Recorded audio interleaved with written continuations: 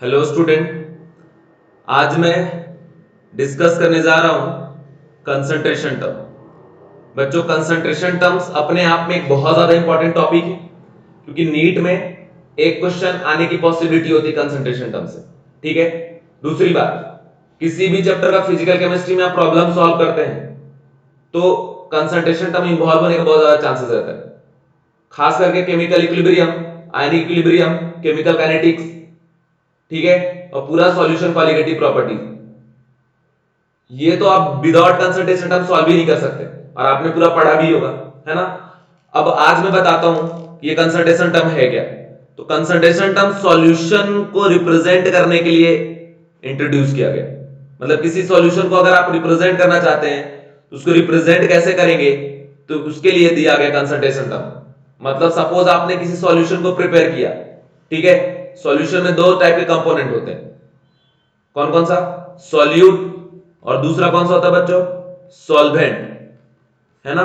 Solute और solvent present, दो type के, टाइप वाइज। तो इस सॉल्यूशन को रिप्रेजेंट करने के लिए एक यूनिट लाया गया, इसको हम लोग क्या बोलते हैं? Concentration term. जैसे हम लोग मास को मेजर करते हैं केजी से, ग्राम से, टन से, क्विंटल से, डिफरेंट डिफरेंट यूनिट, उसी तरीके से कंसंट्रेशन टर्म का भी डिफरेंट डिफरेंट टाइप है। ठीक है। मतलब सॉल्यूशन को आप डिफरेंट डिफरेंट कंसंट्रेशन टर्म से रिप्रेजेंट कर सकते हैं। किस टाइप का कंसंट्रेशन टर्म्स कब यूज होगा वो डिपेंड करता है कि किस टाइप का आपको रिप्रेजेंटेशन करना है।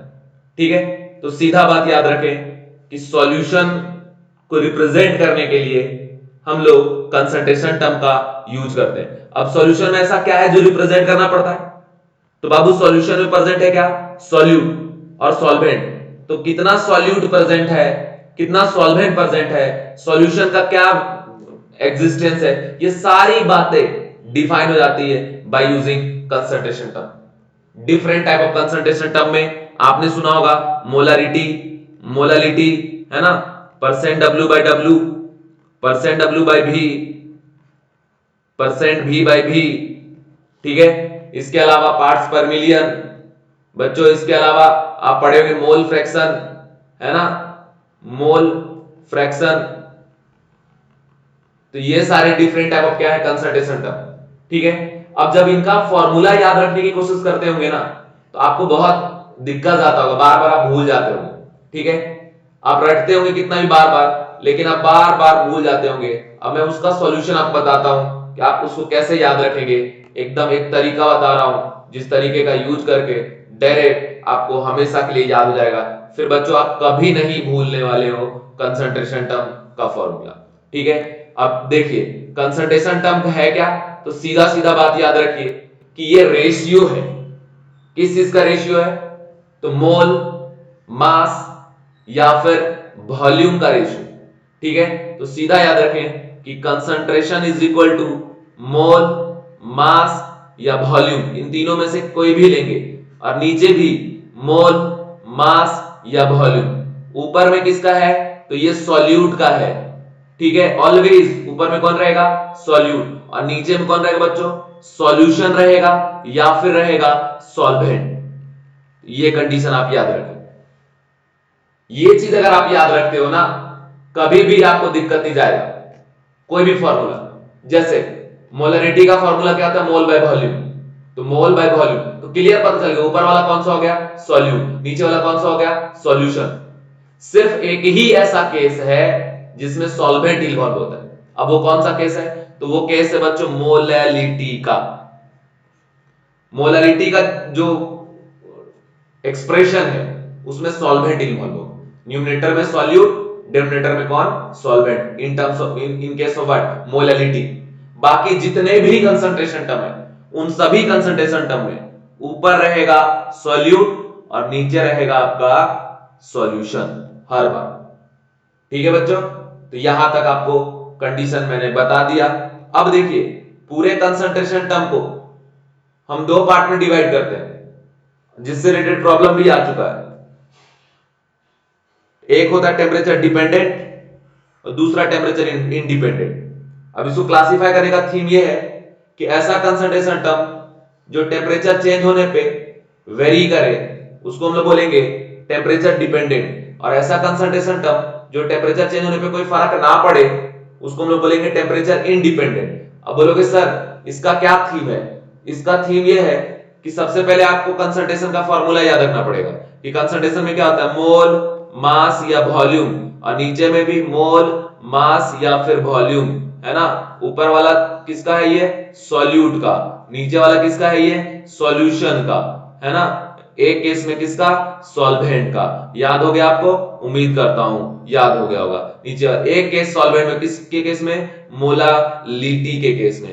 ठीक है, अब देखिए जब आप कंसंट्रेशन टर्म लेंगे ऊपर में या तो मोल रहेगा या मास रहेगा या वॉल्यूम रहेगा, नीचे में मोल रहेगा या मास रहेगा या वॉल्यूम रहेगा। बच्चों अगर ऊपर में मोल या मास लेते हैं और नीचे में भी मोल या मास लेते हैं तो देखिए ये दोनों, ये भी मास से रिलेटेड है, ये तो एग्जैक्ट मास है, ये मास से रिलेटेड है, एग्जैक्ट मास है। तो मोल बाय मास या मास बाय मोल या मोल बाय मोल या मास बाय मास, यही पॉसिबिलिटी बनता है यहां से। तो इस सभी पॉसिबिलिटी में कभी भी जब टेम्परेचर आप चेंज करेंगे तो इनके वैल्यू में कोई चेंजेस आने वाला नहीं है, क्योंकि टेम्परेचर पे मास डिपेंड नहीं करता। तो ऐसा कंसंट्रेशन टर्म जहां पे आप रेशियो निकालेंगे मोल बाय मोल का या मोल बाय मास का या मास बाय मोल का, है ना, या मास बाय मास का, वैसे कंसंट्रेशन टर्म कैसा होगा, टेम्परेचर इंडिपेंडेंट, है ना।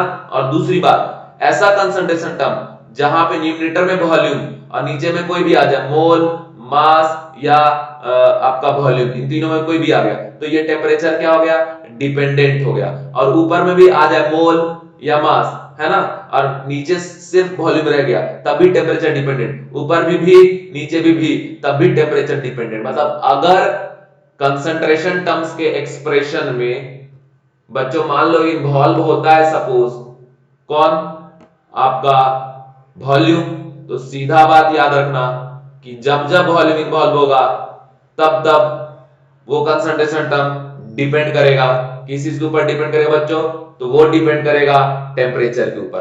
ठीक है, अब मैं यहां पे लिखते जाऊंगा भी टेम्परेचर डिपेंडेंट कंसंट्रेशन टर्म, और साथ ही साथ उसके फॉर्मूला भी आपको बताते जाऊंगा, ध्यान से आप देखें। ठीक है, सबसे पहले हम यहां लिखने जा रहे हैं ग्रुप ए, जो टेम्परेचर कैसा होगा, डिपेंडेंट होगा। ठीक है, डिपेंडेंट, इसमें फर्स्ट है परसेंट भी बाय भी। देखिए जो भी कंसंट्रेशन आप टर्म पढ़ने जा रहे बच्चे, इसमें दो बात का आपको ध्यान रखना है। नंबर वन बात ये कि भैया इसका फॉर्मूला क्या है, और दूसरी बात कि इसका डेफिनेशन क्या है, मीनिंग क्या है। मीनिंग भी आपको पता होना चाहिए, तभी जाके आप अच्छे से कंसंट्रेशन टर्म का प्रॉब्लम सॉल्व कर सकते हैं। ठीक है, तो जैसे सबसे पहले अगर हम बात करें परसेंट भी बाय भी का, तो यहां पे कंडीशन याद रखें कि यहां आता है भी बाय भी इंटू 100। ठीक है, मतलब भी बाय भी रेशियो, ऊपर में कौन आ जाएगा बताओ, ऑलवेज कौन आता है, सॉल्यूट, और नीचे में कौन आ जाएगा बताओ, सॉल्यूशन। तो v of solute bye v of solution into क्या हो गया, 100। तो ये परसेंट बाय v का रिप्रेजेंटेशन है, और ये हो गया फार्मूला कि v of solute bye v of solution into 100। ठीक है, और इसको डिफाइन किया गया बच्चों 100 ml पे। इसका मतलब क्या हुआ, इसका मतलब ये है कि परसेंट v बाय v का मीनिंग होता है कि volume of solute, volume of solute in millilitre present in 100 ml of solution. ठीक है, मतलब ऐसा इसको डिफाइन किया गया कि सपोज आपने एक सॉल्यूशन प्रिपेयर किया है, ठीक है, बहुत ज्यादा ये सॉल्यूशन है, इसमें से आप 100 ml बाहर निकाल लीजिए, 100 ml बाहर निकाल के इसमें मेजर करिए कि कितना ml सॉल्यूट है और कितना ml आपका सॉल्यूशन है। तो सॉल्यूशन तो आपने 100 ml बाहर निकाला है, तो उसमें जितना ml आपका सॉल्यूट प्रेजेंट होगा, ठीक है, वही उसका कहलाएगा परसेंट भी बाय भी, ये इसका मीनिंग है। ठीक है, बट निकालते वक्त सीधा ध्यान रखना कि जो वॉल्यूम सॉल्यूट का दिया रहेगा उस वॉल्यूम में सीधा वॉल्यूम ऑफ सॉल्यूशन डिवाइड कर देना, वही उसका आ जाएगा परसेंट भी बाय भी। लेकिन कभी ऐसे लिख के दे कि परसेंट भी बाय भी इज इक्वल टू 30%, इसका मीनिंग क्या है, तो सीधा बताना कि 30 ml of solute present in 100 ml of solution। 100 ml of solution. ये बात आप याद रखना बस। अब ये कैसा है, टेम्परेचर डिपेंडेंट, बिकॉज यहां पे कौन इन्वॉल्व है बच्चों, वॉल्यूम। ठीक है। दूसरा दूसरा कंसंट्रेशन टर्म का अगर मैं बात करूं तो दूसरा कंसंट्रेशन टर्म है आपका परसेंट डब्ल्यू बाई वी। इसमें भी सीधा सीधा W बाई वी इंटू 100। ये देखिए ऊपर में कौन जाएगा, weight of solute in terms of gram, और नीचे में कौन जाएगा, volume of solution in millilitre. याद रखना कि परसेंट W बाई वी ये तो रिप्रेजेंटेशन है, इसका formula V W by V, और ऊपर में ऑलवेज सॉल्यूट होता है और नीचे में कौन होता है, सॉल्यूशन। ये मैंने आपको शॉर्टकट तरीका बता दिया याद रखने का। तो ये सॉल्यूशन हो गया नीचे, और इनटू क्या कर दिया आपने, 100। ठीक है बच्चों, क्लियर। अब इसका डेफिनेशन ये होता है कि weight of solute in gram present in 100 ml of solution, और ये भी टेम्परेचर डिपेंडेंट है बिकॉज यहां पे वॉल्यूम वाला टर्म इन्वॉल्व है। ठीक है। तीसरा कंसंट्रेशन टर्म जो बहुत ज्यादा इंपॉर्टेंट है, नाम है उसका, क्या नाम है, मोलरिटी।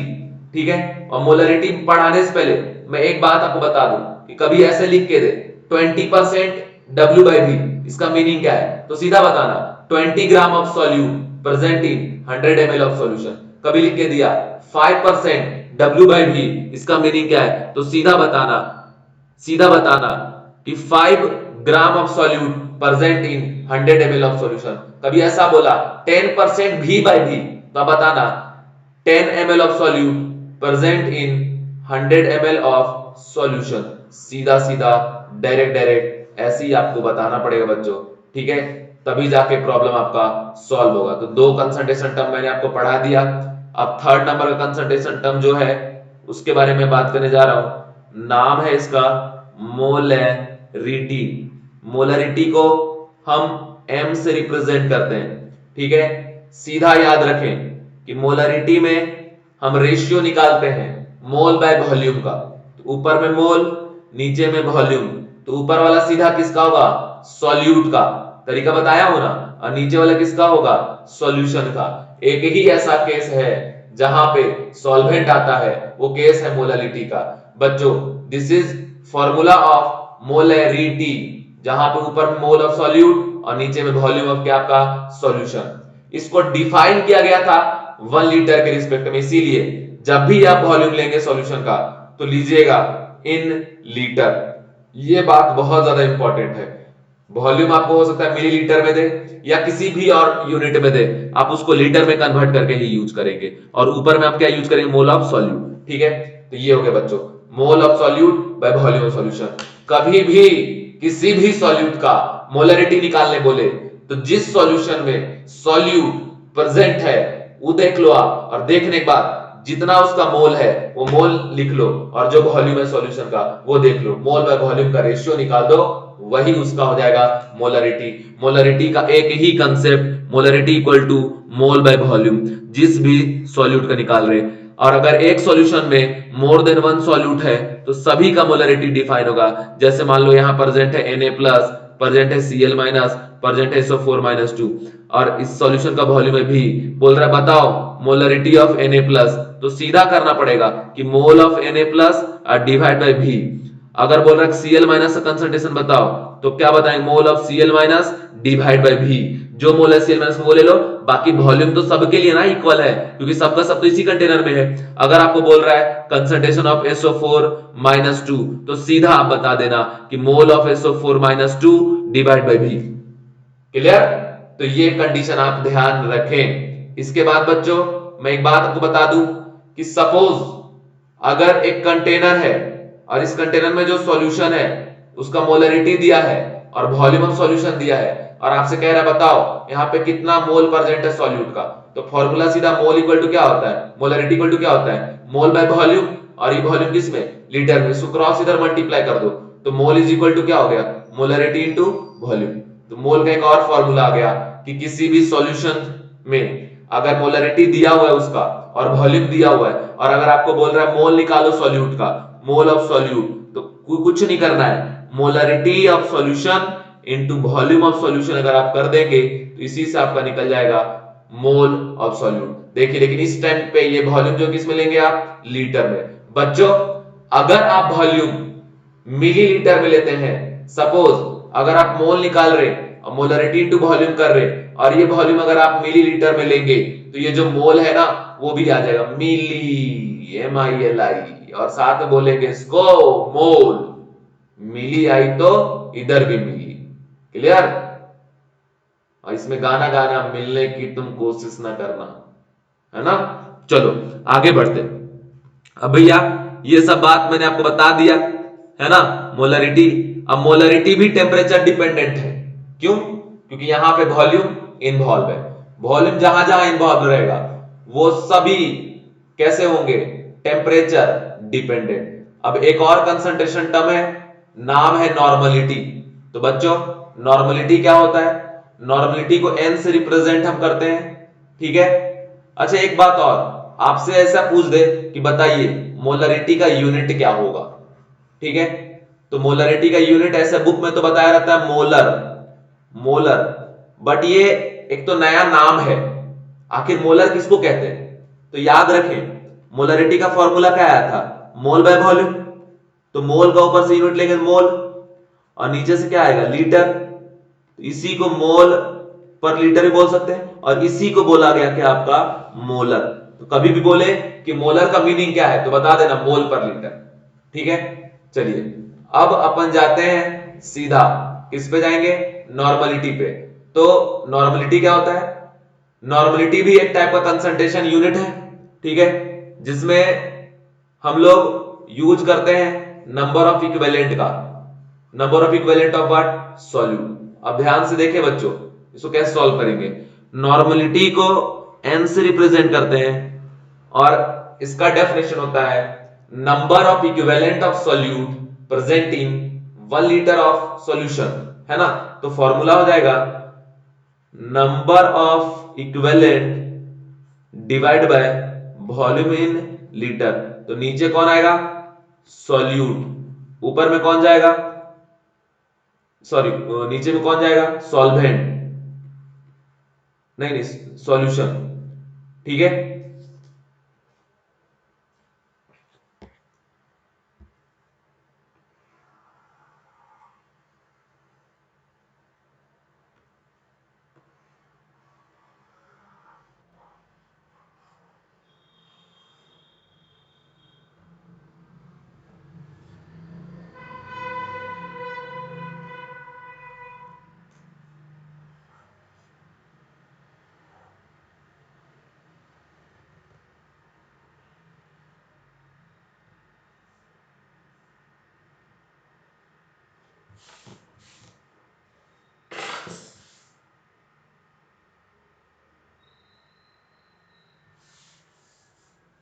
चलिए बच्चों मैं भी बात करने जा रहा हूं नॉर्मलिटी का। नॉर्मलिटी को n से रिप्रेजेंट करते हैं और इसका फॉर्मूला होता है number of equivalent divide by volume of solution. ये नंबर ऑफ इक्विवेलेंट किसका है बच्चों, तो ये सॉल्यूट का है ना, सॉल्यूट, क्योंकि ऊपर ऑलवेज कौन आएगा, सॉल्यूट, और नीचे कौन आएगा, सॉल्यूशन, और वो भी इन टर्म्स ऑफ व्हाट, लीटर। तो ये भी कैसा हो बच्चों, टेम्परेचर डिपेंडेंट, बिकॉज यहां पे इन्वॉल्व हो रहा है कौन, वॉल्यूम इन्वॉल्व हो रहा है इस वजह से, ठीक है। अब देखिए आपको लग रहा है सर ये नंबर ऑफ इक्विवेलेंट क्या होता है, तो नंबर ऑफ इक्विवेलेंट का फॉर्मूला होता है वेट बाय इक्विवेलेंट वेट। अब इक्विवेलेंट वेट क्या होता है, molar mass by n factor, ठीक है। तो अगर ये वैल्यू यहां पे सब्स्टिट्यूट आप कर दें तो आ जाएगा number of equivalent is equal to weight by molar mass divide by n factor. तो n फैक्टर अगर ऊपर चला गया तो weight by molar mass into n factor. अब वेट बाय मोलर मास क्या कहलाएगा बच्चों, वेट बाय मोलर मास को कहलाएगा मोल इंटू n फैक्टर। मतलब आप इस नंबर ऑफ इक्विवेलेंट के पोजीशन पे मोल इंटू n फैक्टर भी रख सकते हैं, ठीक है। तो जब ऐसा रखिएगा कि normality is equal to mole into n factor divide by volume in litre, है ना, इन लीटर। तो देखो मोल बाय वॉल्यूम क्या कहलाएगा बच्चों, मोलरिटी। तो यहां से एक रिलेशन आ गया, याद रखिएगा कि normality is equal to molarity into n factor. अब एन फैक्टर निकालने का डिफरेंट डिफरेंट मेथड है। एन फैक्टर निकालने का जब मेथड मैं अपने बच्चों को जिनको पढ़ाया हूं उनको ऐसे पढ़ाता हूं, रूल है RK technique, A B C n भी। टोटल 5 मेथड है एन फैक्टर निकालने का। A for acidity which is defined for base, B for basicity defined for acid, C for charge, N for number of electron loss and gain and V for valence। इस तरीके से factor निकालते हैं, ठीक है। तो ये तरीका हो गया।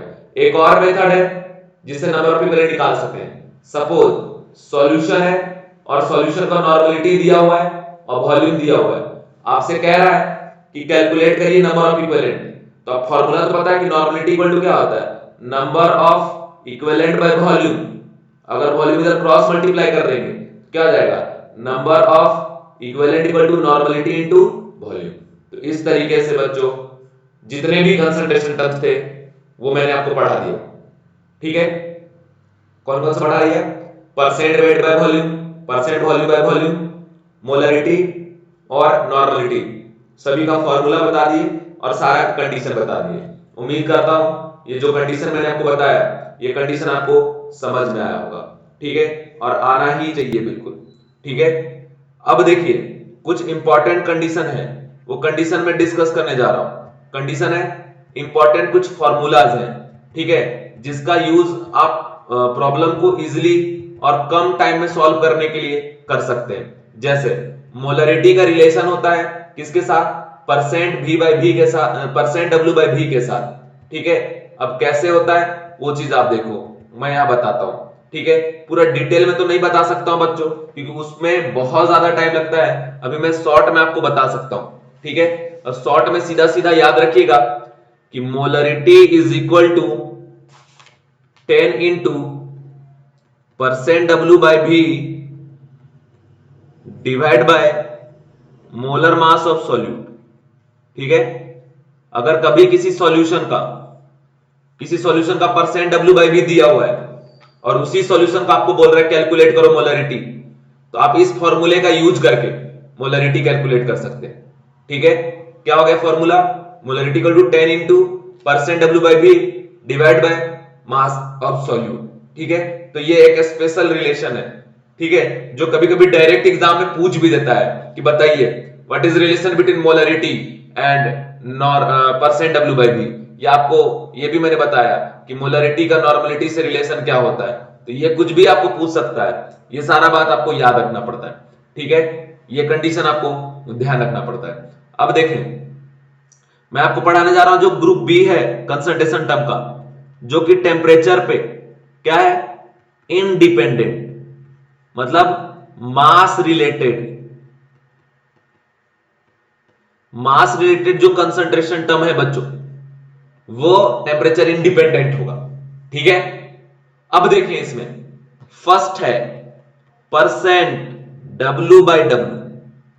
अब परसेंट W बाय W क्या होगा, तो सीधा सीधा याद रखें इसका फॉर्मूला होता है W बाय W इंटू 100।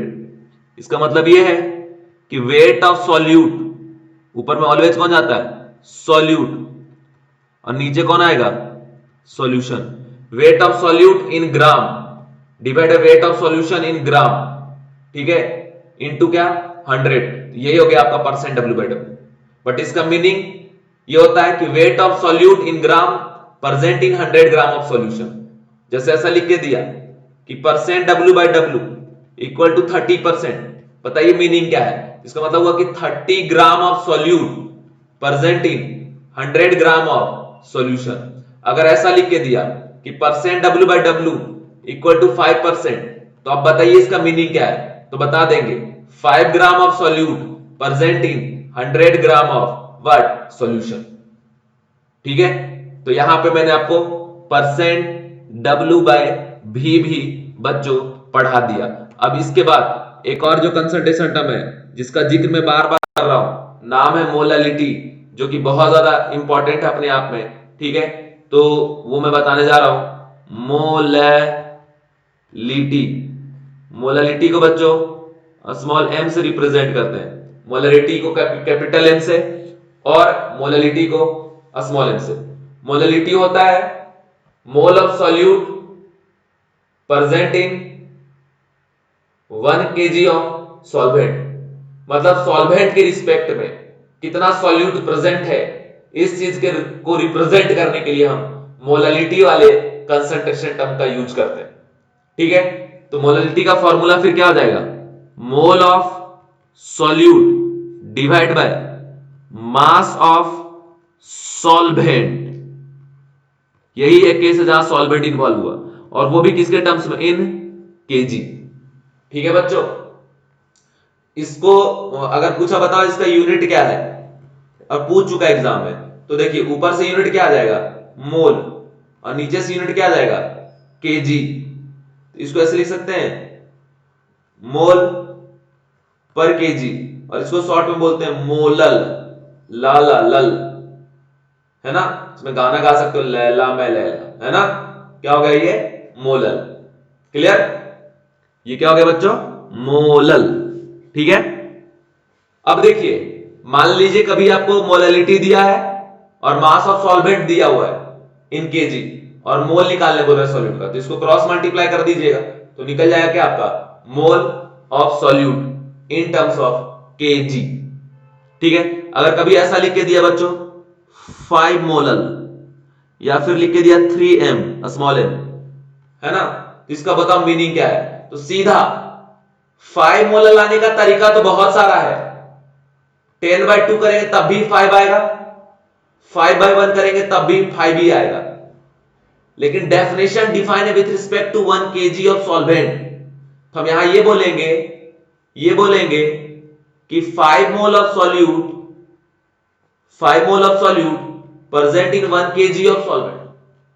ठीक है, 3 मोलल में हम ये बोलेंगे 3 mole of solute present in 1 kg of solvent. अगर 2 मोलल होता तो हम ये बोलते कि 2 मोल of solute present in 1 kg of what, solvent. तो ये बातें आप याद रखना बच्चों। ठीक है, मोलालिटी भी मैंने आपको बता दिया, मोलालिटी भी मैंने आपको बता दिया। ठीक है, अब एक और इंपॉर्टेंट कंडीशन है जो मैं डिस्कस करने जा रहा हूं, उसके पहले आपको ये हटाना पड़ेगा यहां से। ठीक है, चलिए बच्चों, आपकी सपोर्ट की जरूरत है हमें, हमारे YouTube चैनल को इतना फैलाओ ना कि एक एक बच्चा के पास पहुंच जाए, गांव में जो बैठा है बच्चा सबके पास, हर एक बच्चे को केमिस्ट्री में जो भी दिक्कत है मैं दूर कर सकूं, मुझे अच्छा लगेगा। कल जाके जब आप डॉक्टर बनेंगे ना तो हमें बहुत अच्छा फील होगा। मैं इसलिए आया हूं, मुझे बहुत सारे स्टूडेंट मैसेज किया सर ये दिक्कत वो दिक्कत, इसलिए मैंने YouTube चैनल स्टार्ट किया सिर्फ आपके लिए, और मेरा कोई ये नहीं है। लेकिन अब देखिए बहुत कम सब्सक्राइबर हैं इसमें, तो इसको पूरा शेयर वेयर करो यार, जो भी आपका सोशल मीडिया है अकाउंट, फेसबुक पे, इंस्टा पे, जहां शेयर करोगे मुझे अच्छा लगेगा, आपकी सपोर्ट की हमें जरूरत है। बाकी आपको जो टॉपिक मैं पढ़ा रहा हूं उसमें कोई भी दिक्कत है, जैसे डिटेल में जानना है तो टॉपिक स्पेसिफिक नाम लिखिए, मैं डिटेल में वीडियो बना के अपलोड कर दूंगा, सिर्फ इंडिविजुअल आपके लिए, हर एक इंडिविजुअल बच्चे के लिए, भले रात भर जगना पड़े हमें, कोई दिक्कत नहीं है। ठीक है, जैसे मान लो आज कंसंट्रेशन टर्म पढ़ा रहे और आपको इससे भी ज्यादा डिटेल में समझना है कोई चीज, तो उसका नाम लिख के भेजिए। मैं पूरी चीजें डिटेल में नहीं पढ़ा सकता क्योंकि मैं स्पेशली ये नीट और जेईई उन बच्चों के लिए पढ़ा रहा हूं जो अभी एग्जाम देने वाले इस साल, है ना, तो डिटेल में पढ़ाएंगे तब तो एक ही चैप्टर में पूरा टाइम निकल जाएगा। तो इस वजह से अगर आपको किसी भी टॉपिक में दिक्कत है तो वो अब मुझे आप फॉरवर्ड करिए। ठीक है, लेकिन यार इसको पूरा शेयर करो, ज्यादा से ज्यादा शेयर करो, ताकि इसमें सब्सक्राइबर बढ़े, और जैसे सब्सक्राइबर बढ़ेंगे फिर मैं लाइव क्लासेस स्टार्ट करूंगा, एक फिक्स टाइमिंग होगा जिस टाइम पे हम पढ़ा लेंगे। ठीक है, और ये क्लासेस तब तक चलेंगी जब तक आपके एग्जाम ना हो जाए। क्लियर, चलिए नेक्स्ट बात मैं जरा कर लूं, नाम है मोल फ्रैक्शन। देखिए मोल फ्रैक्शन, फ्रैक्शन का मतलब क्या होता है, वैल्यू लेस देन 1, मतलब मोल फ्रैक्शन ऐसा होता है जो वैल्यू लेस देन 1, और इसको बच्चों हम लोग x से रिप्रेजेंट करते हैं। ठीक है, और याद रखना अगर x निकाल रहे किसी सब्सटेंस का, ठीक है, तो लिख दो mole of substance divide by fraction क्या होता है, वैल्यू लेस देन 1। जैसे परसेंटेज निकाले क्या करते हैं, इंडिविजुअल अपॉन टोटल इनटू क्या करते हैं 100। 100 हटा दो तो जो वैल्यू बचेगा उसी को हम लोग क्या कहते हैं, फ्रैक्शन। तो यहां बोल रहे हैं मोल का फ्रैक्शन, मतलब इंडिविजुअल मोल बाय टोटल मोल। तो यहां पे क्या करना पड़ेगा, एन टोटल। ये टोटल मोल किसका हो गया, सॉल्यूशन का, और ये किसका मोल है, जिसका मोल फ्रैक्शन निकालना। सपोज एक सॉल्यूशन हम यहां बना रहे और इस सॉल्यूशन में दो कंपोनेंट प्रेजेंट है, एक सॉल्यूट है और दूसरा आपका सॉल्वेंट है। इसको ए से रिप्रेजेंट कर रहे हैं और इसको बी से। मान लो इसका मोल है NB और इसका मोल है आपका Na, ठीक है। तो टोटल मोल किसके बराबर हो जाएगा, Na प्लस NB, ठीक है। अब अगर मान लो निकालना है आपको मोल फ्रैक्शन ऑफ A, तो कुछ मत करिए, सीधा Na by Na plus NB, ठीक है। अगर निकालना है मोल फ्रैक्शन ऑफ B, तो कुछ मत करिए, NB by Na plus NB, बस individual mole by total mole. ये कंडीशन आप याद रखें।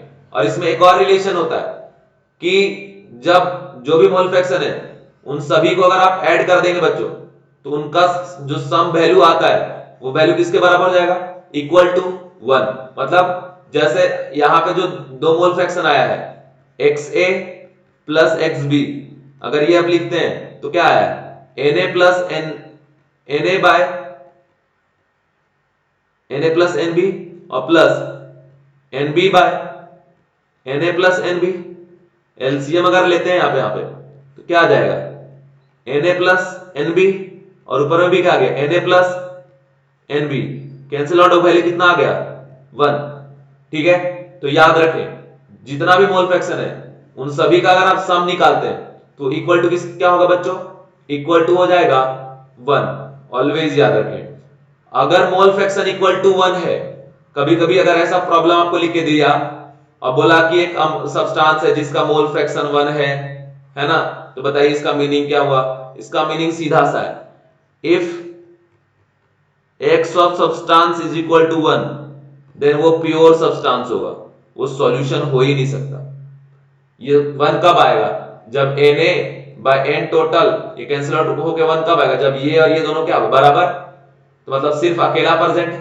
तो याद रखना, if x of substance equal to 1 then वो कैसा सब्सटेंस होगा, प्योर। अगर ऐसा लिख के दिया है कि s of substance equal to 0, मतलब ये वहां पे प्रेजेंट ही नहीं, एब्सेंट है। मोल फ्रैक्शन सब्सटेंस का 0 कब होगा, जब मोल ऑफ सब्सटेंस क्या होगा, 0, मतलब उसका प्रेजेंस वहां पे है ही नहीं, ठीक है। इसके अलावा अब मैं आपको बताने जा रहा हूं कुछ इंपॉर्टेंट रिलेशन, ठीक है। रिलेशन में जो अभी आपको मैं पढ़ाने जा रहा हूं वो रिलेशन अगर आपको नहीं भी पता रहे तब भी आप प्रॉब्लम सॉल्व कर सकते हैं, लेकिन ऐसे सॉल्व करोगे बहुत ज्यादा टाइम लगेगा सॉल्व करने में प्रॉब्लम। लेकिन ये रिलेशन याद रखेंगे तो आपको बेनिफिट होगा। नीट वाले बच्चे और जो जेई मेंस वाले हैं वो फॉर्मूला याद रखें, क्योंकि वहां टाइम बहुत ज्यादा नहीं रहता, ठीक है, समझ गए। तो अब देखिए, फर्स्ट एक इंपॉर्टेंट रिलेशन तो आपको उधर बता ही दिए थे। कौन सा बताए थे कि molarity equal to 10 into percent W/V divide by molar mass of solute. ये फर्स्ट इंपॉर्टेंट रिलेशन और डायरेक्ट डायरेक्ट पूछता है, ठीक है। दूसरा परसेंट W/V का रिलेशन है, ठीक है, किसके साथ, W/W के साथ रिलेशन होता है, परसेंट W/W और इनटू डेंसिटी ऑफ सॉल्यूशन, ठीक है।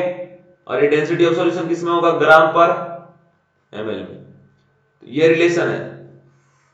अब अगर ये परसेंट W/V का रिलेशन जो इसके साथ है, इसके बदले ये पूरा वैल्यू अगर यहां सब्स्टिट्यूट कर दें, एक रिलेशन और आ जाएगा कि molarity is equal to 10 into percent W/W और into D divide by mass of solute. तो ये आ गया आपका मोलरिटी।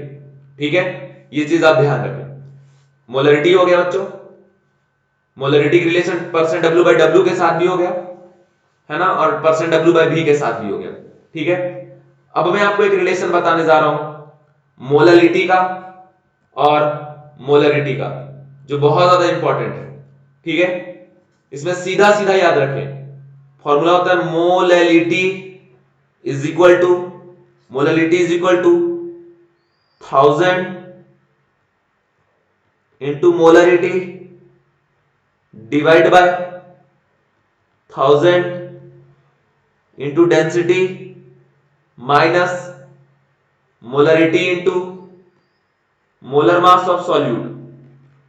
कैसे आया, इसका डिटेल डेरिवेशन अगर आपको जानना है तो कमेंट बॉक्स में कमेंट करिए, मैं डिटेल डेरिवेशन बताऊंगा, वैसे आपको जरूरत नहीं है।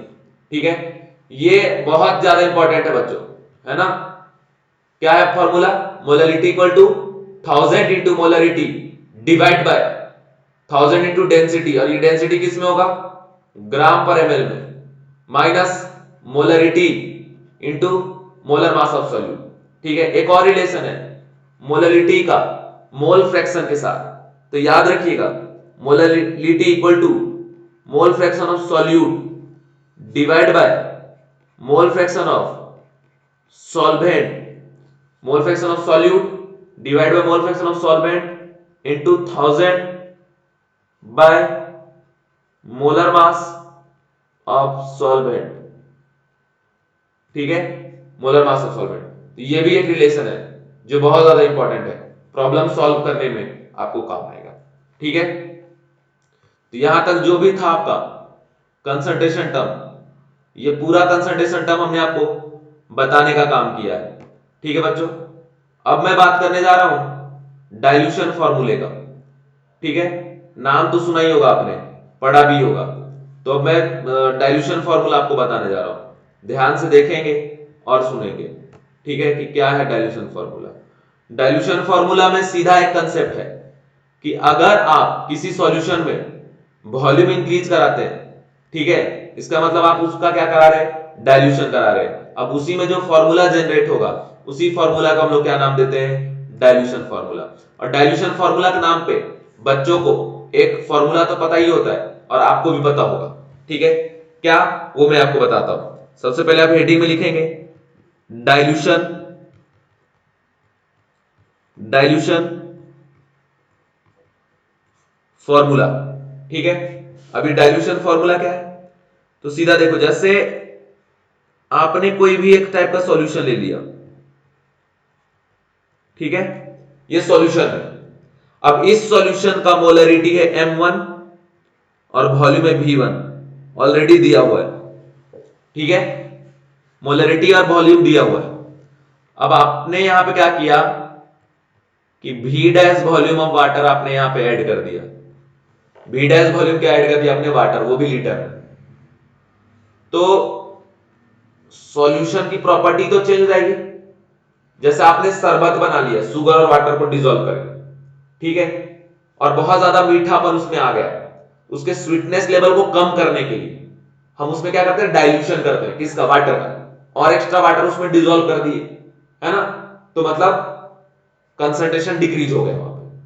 तो यहां पे देखिए, अगर आपसे पूछे बताइए जब हम यहां से यहां गए तो मोल ऑफ सॉल्यूट में कोई चेंजेस आया क्या, बताओ। देखिए यहां सॉल्यूशन है तो सॉल्यूट और सॉल्वेंट प्रेजेंट होगा, सॉल्वेंट मेंशन नहीं मतलब वाटर है यहां पे सॉल्वेंट। अब वापस आपने इसमें वाटर ऐड किया, तो जैसे वाटर ऐड किए होंगे तो वॉल्यूम क्या हुआ, इंक्रीज। ठीक है, अब देखिए मोलरिटी का फॉर्मूला क्या होता है, mole by volume, mole by volume. अगर मोल बढ़ा तो मोलरिटी इंक्रीज होगा, अगर वॉल्यूम बढ़ा तो मोलरिटी क्या होगा, डिक्रीज। तो आप क्या लिखेंगे, मोलरिटी डिक्रीजेस, बट जो मोल ऑफ सॉल्यूट है वो क्या है बच्चों, कांस्टेंट है, उसके वैल्यू में कोई चेंजेस नहीं आ रहा। ठीक है, कुछ भी चेंजेस नहीं आ रहा। ठीक, अब यहां पे दिया है कि ये जो फाइनल सॉल्यूशन बन रहा है इसका मोलरिटी m2 और वॉल्यूम V2। अब अगर आप विजुलाइज कर लिए होंगे तो चूंकि यहां से आ गए तो अमाउंट ऑफ सॉल्यूट में कोई चेंजेस हो ही नहीं रहा, क्योंकि हमने सॉल्यूट ऐड किया नहीं है, सिर्फ हमने क्या ऐड किया है, सॉल्वेंट। सॉल्वेंट चेंज हुआ, ठीक है। अगर यहां पे आप मोल निकाले N1 तो क्या आ जाएगा फॉर्मूला, M1 इंटू V1, क्योंकि वॉल्यूम लीटर में है। और अगर यहां N2 निकाले तो क्या होगा, M2 इंटू V2, ठीक है, समझ गए। तो देखिए वॉल्यूम कितना भी बढ़ाते जाओ, जैसे वॉल्यूम आप बढ़ा रहे तो मोलैरिटी क्या हो रहा है, कम हो रहा है, तो उन दोनों का जो प्रोडक्ट ऑलवेज क्या रहेगा, कांस्टेंट। तो जितना मोल यहां पे उतना ही मोल यहां पे, इसलिए हम लोग क्या लिख सकते हैं कि mole before dilution is equal to mole after dilution. मतलब N1 equal to what, N2, मतलब आप यहां पे लिख सकते हैं M1 V1 equal to what, M2 V2, ठीक है, समझ गए। अब इसी प्रॉब्लम में अगर आपको सपोज बोल रहे हैं मोलैरिटी M2 निकाल लें सपोज, और V2 दिया हुआ है, तो क्या कर लेंगे, M1 V1 divide by V2, वही कंसेप्ट तो लगा, मोल बाय वॉल्यूम, क्योंकि मोल कांस्टेंट है, मोल आपने निकाला कितना आया, M1 V1, M1 V1 divide by आपने फाइनल वॉल्यूम कर दिया तो मोलैरिटी आ गया। अगर M1 V1 में M2 डिवाइड करें तो क्या आ जाएगा, V2।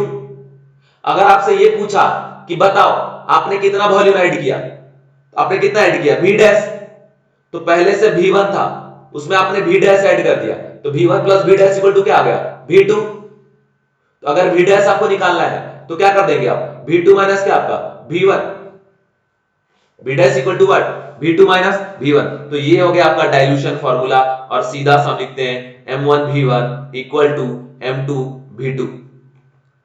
इसी डाइल्यूशन फार्मूले को थोड़ा आप डिफरेंट तरीके से भी लिख सकते हैं, मतलब इन टर्म्स ऑफ नॉर्मलिटी भी आप इसको एक्सप्रेस कर सकते हैं। बोलोगे सर कैसे, देखिए डाइल्यूशन करा रहे हैं यहां पे, मतलब आप वॉल्यूम चेंज कर रहे, ठीक है, सॉल्यूट में कोई चेंजेस आया नहीं है, सॉल्यूट के टाइप में चेंजेस आया नहीं है, ठीक है। और मोलरिटी का एक्सप्रेशन होता है इन टर्म्स ऑफ नॉर्मलिटी, क्या कि molarity into n factor equal to क्या, नॉर्मलिटी।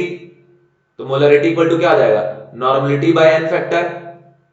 अब इस वैल्यू को अगर यहां सब्स्टिट्यूट कर देंगे तो आ जाएगा normality by n factor into V1, तो M1 की पोजीशन पे क्या रहेगा, N1 is equal to normality मतलब N2 bye n factor into V2। और नॉर्मलिटी तो सब्सटेंस जब तक नहीं बदलेगा तब तक चेंज नहीं होगा, तो ये दोनों क्या हो गया, कैंसिल आउट। यहां पे क्या आ गया फिर, N1 V1 equal to N2 V2। ये भी डाइल्यूशन फॉर्मूला, मतलब जब तक मोल नहीं बदलेगा नंबर ऑफ इक्विवेलेंट नहीं बदलेगा, क्लियर। तो यही कंडीशन है dilution formula, M1 V1 equal to M2 V2, और यहां पे N1 V1 इक्वल टू क्या, N2 V2। इसको हम लोग बोलते हैं बच्चों डाइल्यूशन फॉर्मूला। वॉल्यूम बढ़ेगा तो मोलरिटी कम होगा, ठीक है, before volume, before dilution and after dilution mole of solute remains what, constant. इसी वजह से M1 V1 इक्वल टू क्या हो जा रहा है, M2 V2, और वहीं से हम डिराइव कर ले रहे हैं what, N1 V1 equal to क्या, N2 V2, ठीक है। अब कुछ और कंडीशन है जो मैं आपको प्रॉब्लम के टर्म में जरा समझाता हूं, देखिए क्या कंडीशन है। सपोज आपने दो सॉल्यूशन को मिक्स कर दिया, ठीक है, और दोनों सॉल्यूशन में सॉल्यूट जो है वो सेम है, फिर क्या होगा, फिर सॉल्यूट का मोल भी चेंज होगा, है ना, और सॉल्वेंट का मोल भी चेंज, मतलब वॉल्यूम ऑफ सॉल्यूशन भी चेंज होगा। तो रिजल्टेंट मोलरिटी अगर आपको निकालने बोल रहा है उसमें तो कैसे निकालेंगे, इसके बारे में मैं जरा आपको डिस्कशन करके बताता हूं, ठीक है, जरा गौर से देखिएगा। और इन्हीं सब टॉपिक पे बेस्ड आगे जाके प्रॉब्लम है बच्चों, अगर ये है तो। अब ये मैं इसलिए कर रहा हूं, एक बच्चे का कमेंट आया था सर थोड़ा टॉपिक भी बता दिया करो, इसलिए, और मैं आपके बेनिफिट के लिए ये काम कर रहा हूं, मेरा इसमें कोई ये नहीं है कि हमको ये करके बहुत वो बेनिफिट कुछ हो रहा है, ठीक है। चलिए यहां पे कंडीशन आप देखें, ठीक है, मोलरिटी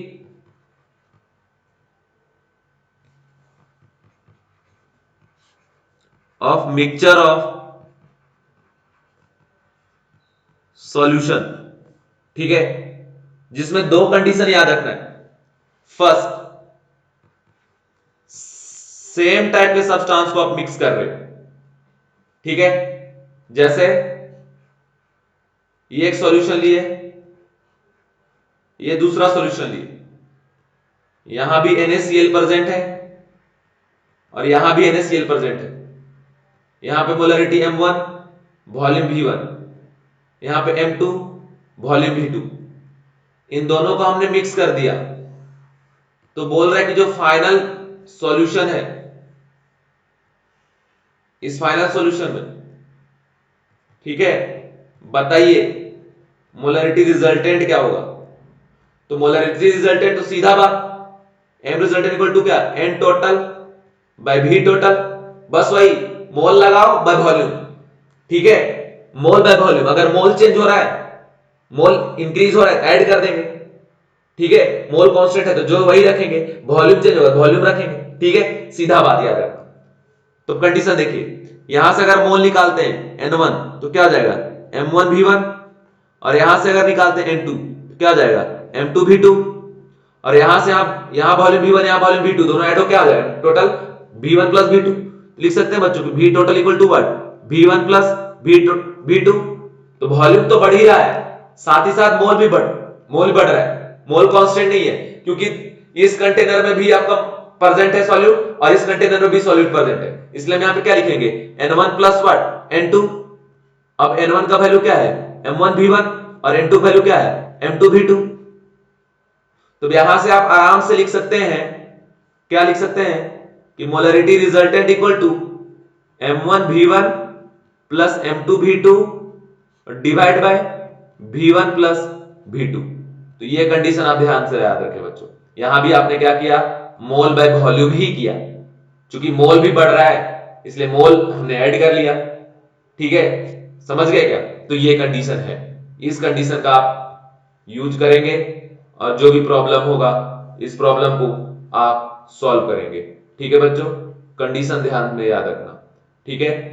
मैंने आपको ये कंडीशन बता दिया, अभी थोड़ा डिफरेंट कंडीशन बता रहा हूं।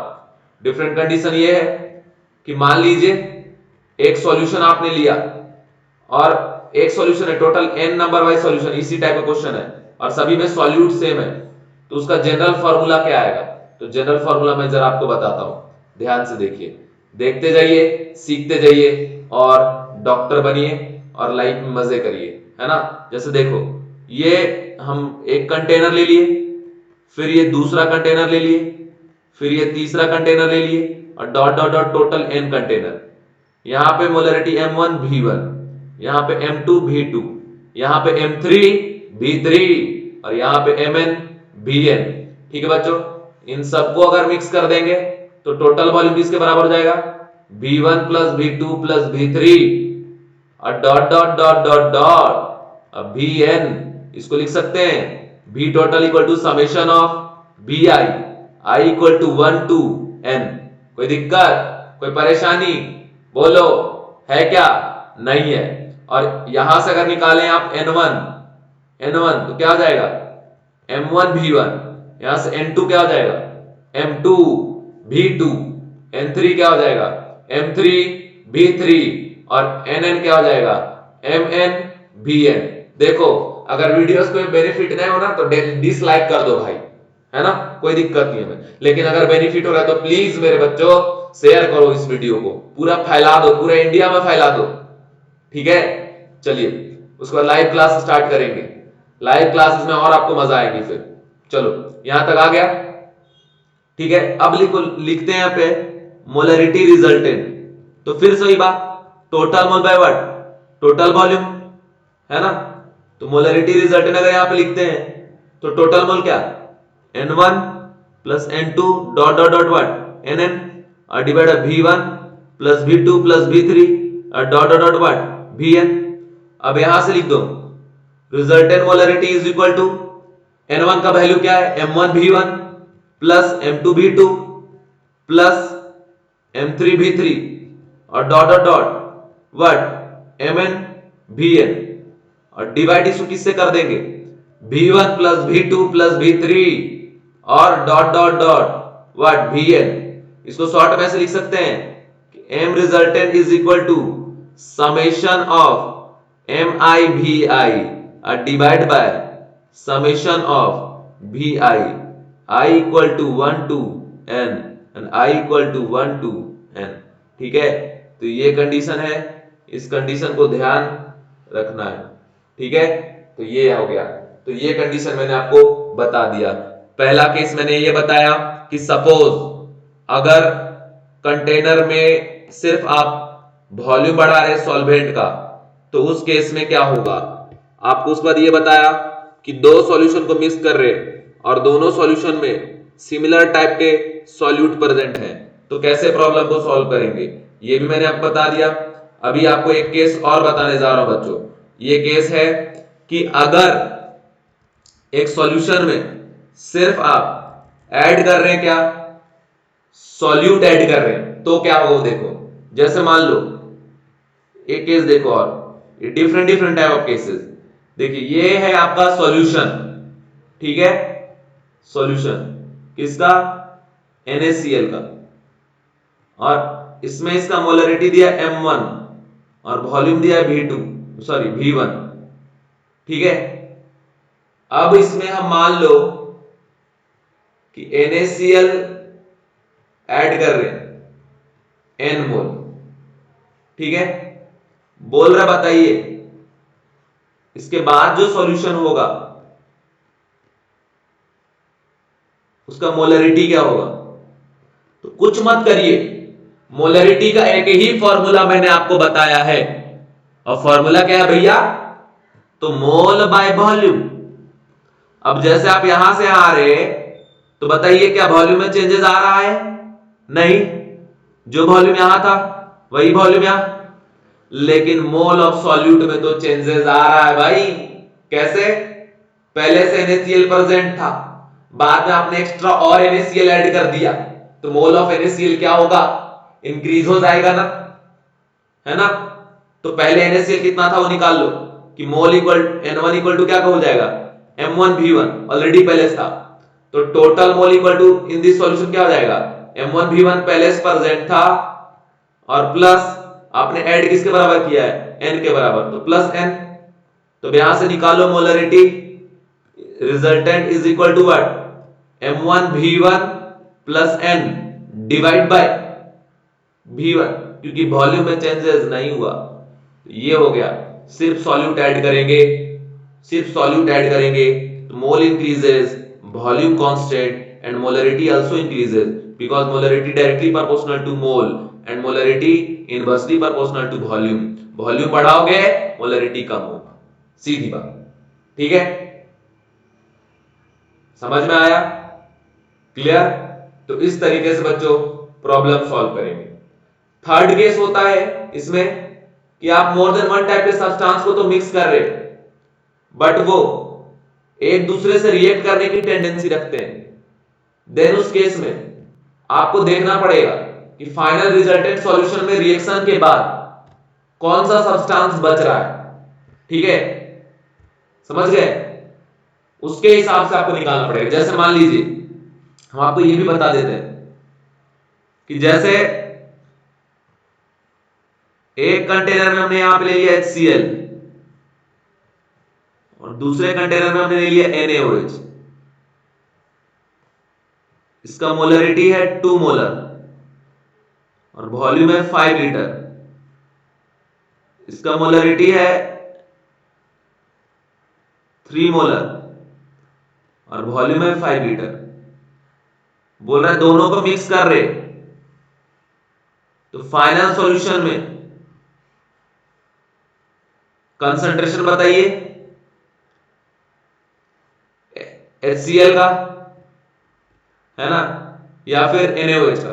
तो पहले तो आपको पता करना पड़ेगा इसमें कि HCl बचा हुआ है या NaOH। और इस तरह के प्रॉब्लम है, बोलता है फाइनल कंसंट्रेशन बताओ, H प्लस का क्या होगा, OH माइनस का क्या होगा, सॉल्यूशन एसिडिक होगा या बेसिक होगा, ये सब बात पूछ सकता है ना।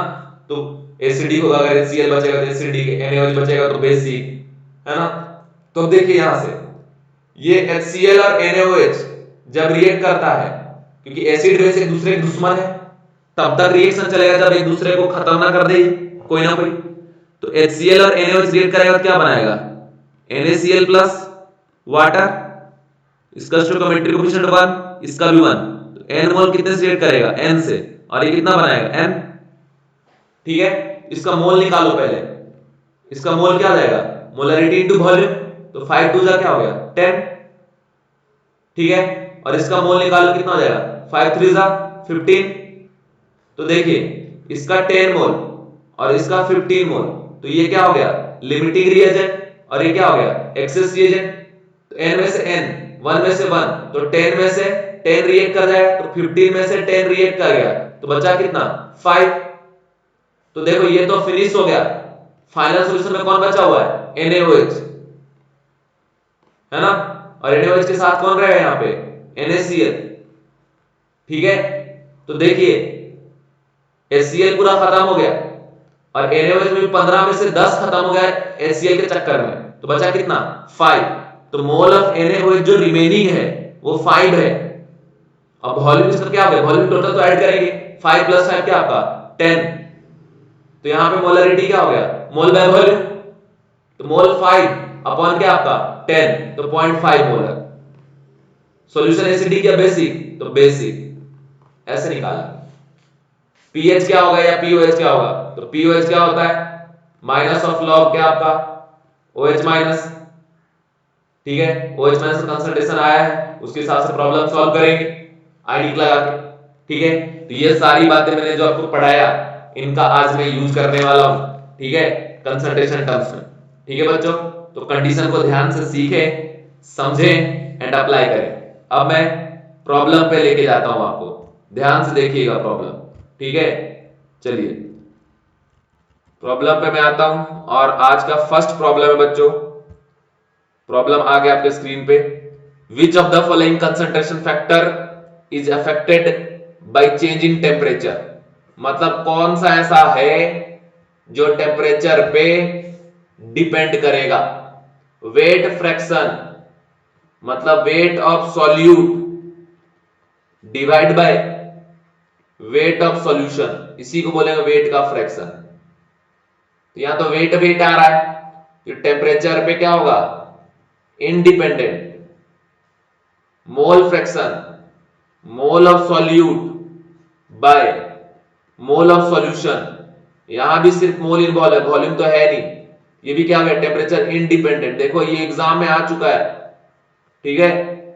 Molality mole of solute divide by mass of what solvent, यहां भी देखो वॉल्यूम नहीं है, इसलिए क्या है टेम्परेचर इंडिपेंडेंट। मोलरिटी ये क्या होता है mole by volume, volume involve है, तो इसका आंसर क्या है बच्चों ए। क्लियर। नेक्स्ट प्रॉब्लम में मैं आपको लेके जा रहा हूं, नेक्स्ट प्रॉब्लम आपके स्क्रीन पे आ गया कि two solution of a substance, ठीक है, two solution of a substance non electrolyte are mixed in following manner 480 ml of 1.5 first solution plus 250 ml of 1.2 molar second solution. What is molarity of final solution? ठीक है, option A है 2.7 molar, option B है 1.34, third है 1.5 और 4 है आपका 1.2, ठीक है। अब इसको देखिए कैसे सॉल्व करेंगे। सबसे पहले क्या लिखा है यहां पे नॉन इलेक्ट्रोलाइट, मतलब एक तो होता है इलेक्ट्रोलाइट और दूसरा होता है नॉन इलेक्ट्रोलाइट। ऐसा सब्सटेंस जो वाटर में जाकर डिसोसिएट हो उसको क्या बोलते हैं इलेक्ट्रोलाइट, और जो डिसोसिएट ना हो उसको क्या बोलते हैं नॉन इलेक्ट्रोलाइट। मतलब कंटेनर में हमारे पास जो सब्सटेंस है वो नॉन इलेक्ट्रोलाइट है और दिया हुआ है कि 480 ml और साथ में 1.5 वाट मोलरिटी, ठीक है। और इसमें जो मिक्स किया गया है वो दूसरा सेम नॉन इलेक्ट्रोलाइट है जिसका वॉल्यूम दिया हुआ है 250 और मोलरिटी दिया है 1.2 मोलर। बोल रहा है फाइनल रिजल्टेंट सॉल्यूशन का क्या मोलरिटी होगा, तो मोलरिटी क्या होता है mole by volume. Final mole by final volume. अब चूंकि दो सॉल्यूशन को मिक्स करा रहे हैं तो यहाँ पे मोल ऑफ सॉल्यूट भी चेंज होगा और वॉल्यूम ऑफ सॉल्यूशन भी। पहले वॉल्यूम ऑफ सॉल्यूशन आप निकाल लो, क्या हो जाएगा बच्चों? वॉल्यूम ऑफ सॉल्यूशन हो जाएगा V1 प्लस V2 480 और प्लस 250 तो 484 to 6 और 80 50 30 130 तो 6 7 730 ml, इसको लिख सकते हैं 0.73 लीटर। ठीक है, अब इधर से यहां से मोल निकाल लो पहले N1 तो M1 V1 है ना, तो 1.5 इंटू 480 ml को लीटर में कन्वर्ट करके क्या आ जाएगा 0.48। ठीक है, ये आ गया। अब इसको मल्टीप्लाई करेंगे तो 120 15 4 60 72 तो 0.72 मोल। ठीक है, यहां पे देखो N2 अगर आप निकालते हैं तो 1.2, ठीक है, और इंटू 0.25 तो यहां पे हो जाएगा 12 5 60 12 2 24 और 6 30 तो 0.3 मोल यहां से आया। अब अगर टोटल मोल आप निकालते हैं बच्चों तो क्या आ जाएगा यहाँ पे 0.72 और प्लस 0.3 तो ये आ जाएगा आपका 102 ये आ गया टोटल मोल। अब मोलरिटी के लिए यहाँ पे कुछ नहीं करना है, रिजल्टेंट के लिए फाइनल मोल 1.02, फाइनल वॉल्यूम 0.73। ठीक है, ये डेसिमल हट गया तो यहां से आ गया 102/73 तो यहां से आ जाएगा 73 1 जा 73, फिर डेसिमल लगा देंगे 73 तो 27 to 29 और 29 0 290 74 जा करेंगे तो 290 ज्यादा हो जाएगा इसलिए 73 जा तो 1.3। आगे भी कैलकुलेट करते हैं लेकिन अब ऑप्शन तो यहां से मैच कर दे रहा है 1.3 तो आंसर क्या हो गया इसका 2। अब इस प्रॉब्लम को सॉल्व करेंगे by using RK technique method. ठीक है, आरके टेक्निक मेथड से इस टाइप के प्रॉब्लम को अगर आपको सॉल्व करना है तो फटाफट कुछ भी किए बगैर आप सॉल्व कर सकते हैं, कुछ भी करने की जरूरत नहीं है। देखिए यहां पे सीधा देखें, एक सॉल्यूशन है जिसमें मोलरिटी क्या दिया हुआ है आपका 1.5, दूसरा सॉल्यूशन है जिसमें मोलरिटी क्या दी, इसका आंसर ये आया सेकेंड। दूसरा सॉल्यूशन इसमें मोलरिटी क्या दिया 1.2। ठीक है, अब देखिए मान लीजिए एक ग्लास में आपने शरबत बनाया और एक बॉटल में शरबत बनाया, अगर दोनों का स्वीटनेस लेवल सेम है तो मिक्स करेंगे तो स्वीटनेस लेवल में कोई चेंजेस नहीं आएगा। ठीक है, अगर ग्लास वाले का स्वीटनेस लेवल कम है और बॉटल वाले का ज्यादा है और जब मिक्स करेंगे तो ग्लास के रिस्पेक्ट में स्वीटनेस लेवल क्या होगा इंक्रीज और बॉटल के रिस्पेक्ट में क्या होगा डिक्रीज। बट कभी भी मिक्स करने के बाद बॉटल वाले से ज्यादा स्वीटनेस तो हो नहीं सकता और ग्लास वाले से कम स्वीटनेस तो हो नहीं सकता। तो बस वही बात कि जब भी आप एवरेज निकालें तो मैक्सिमम से कम और मिनिमम से क्या होगा ज्यादा, मतलब जो वैल्यू बिलोंग करेगा वो 1.2 से 1.5 के बीच में बिलोंग करेगा। ठीक है, अब देखो 1.2 तो होगा नहीं, 1.5 होगा नहीं, क्योंकि 1.5 तब होता जब 100% सिर्फ 1.5 वाला होता, या 1.2 तब होता जब 100% सिर्फ ये होता, लेकिन 100% तो है नहीं, दो टाइप को मिक्स कर रहे इसलिए ये दोनों तो होगा नहीं। 2.7 जो है ये इसके रेंज से बाहर है, जो वैल्यू है उसकी इक्वल ही नहीं होगा तो उससे ज्यादा या उससे कम होने की चांसेस है, मतलब 1.5 से ज्यादा नहीं होगा और 1.2 से कम नहीं होगा, इनके बीच में वैल्यू बिलोंग करेगा। तो इनके बीच का वैल्यू सिर्फ एक ही है 2 1.344 है ना। चलिए नेक्स्ट क्वेश्चन में मैं आपको लेके जा रहा हूं। नेक्स्ट क्वेश्चन जो है वो भी बहुत अच्छा क्वेश्चन है। देखिए ये प्रॉब्लम आप आयनिक इक्विलिब्रियम जब पढ़े होंगे तब वहां पे आपके सर ने कराया होगा। ठीक है, जब आप पढ़े होंगे सॉल्यूशन क्वालिटी वहां भी ये क्वेश्चन कराया गया होगा। ठीक है, क्वेश्चन है calculate molarity of pure water. ठीक है, calculate molarity of pure water, density 1 gram पर लीटर, गड़बड़ दिया है, ये होगा 1 ग्राम पर ml। जरा ठीक कर लीजिएगा। Density of water equal to what? 1 gram per ml। ठीक है, करेक्ट कर लीजिएगा इसको। आप ऐसा कर सकते हैं, वीडियो को पॉज करके सॉल्व करके देखिए, बाद में सॉल्यूशन मैच कर दीजिएगा। ठीक है, समझ गए क्या? चलो अब देखो, अगर मैं यहां दिया डेंसिटी 1 ग्राम पर ml, ठीक है। अब आपको ये सॉल्यूशन ही है, प्योर वाटर का बोल रहा है, आप मोलरिटी निकालो, और क्वेश्चन आ चुका है एग्जाम। ठीक है, कंसेप्ट इसमें लग रहा है, इसलिए ये क्वेश्चन मैं आपको करा रहा हूं। ठीक है, अब देखिए, calculate the molarity of pure water. Pure water without any presence of solute, सिर्फ वाटर है, तो मतलब वहां पे वाटर को सॉल्यूट की तरह भी ट्रीट करना पड़ेगा और एज ए सॉल्वेंट भी ट्रीट करना पड़ेगा। ठीक है, सॉल्यूट भी वाटर ही हुआ, सॉल्वेंट भी क्या हुआ? वाटर ही। तो सबसे पहले मोलरिटी का फॉर्मूला लिखो। क्या चाहिए भाई? मोल चाहिए और वॉल्यूम चाहिए। तो मतलब मोल भी किसका चाहिए? सॉल्यूट का, और वॉल्यूम भी किसका चाहिए? सॉल्यूशन का। तो सॉल्यूशन वहां पे कौन है? वाटर ही है। सॉलिड भी वहां पे कौन है? वाटर ही है। ठीक है, मान लो हमने अज्यूम कर लिया V इक्वल टू 1 लीटर, कुछ ना कुछ वॉल्यूम तो लोगे ना, कि नहीं लेंगे? सपोज 1 लीटर आपने ले लिया, अपने मर्जी से अज्यूम करना है। आप बोलोगे सर 1 नहीं, आप किसी और प्रूव करके बताओ, मैं उसको भी प्रूव करके बता दूंगा, है ना? तो चलिए, मान लीजिए हमने वॉल्यूम 1 लीटर ले लिया, तो density equal to what? Mass by volume. तो मास इक्वल टू व्हाट?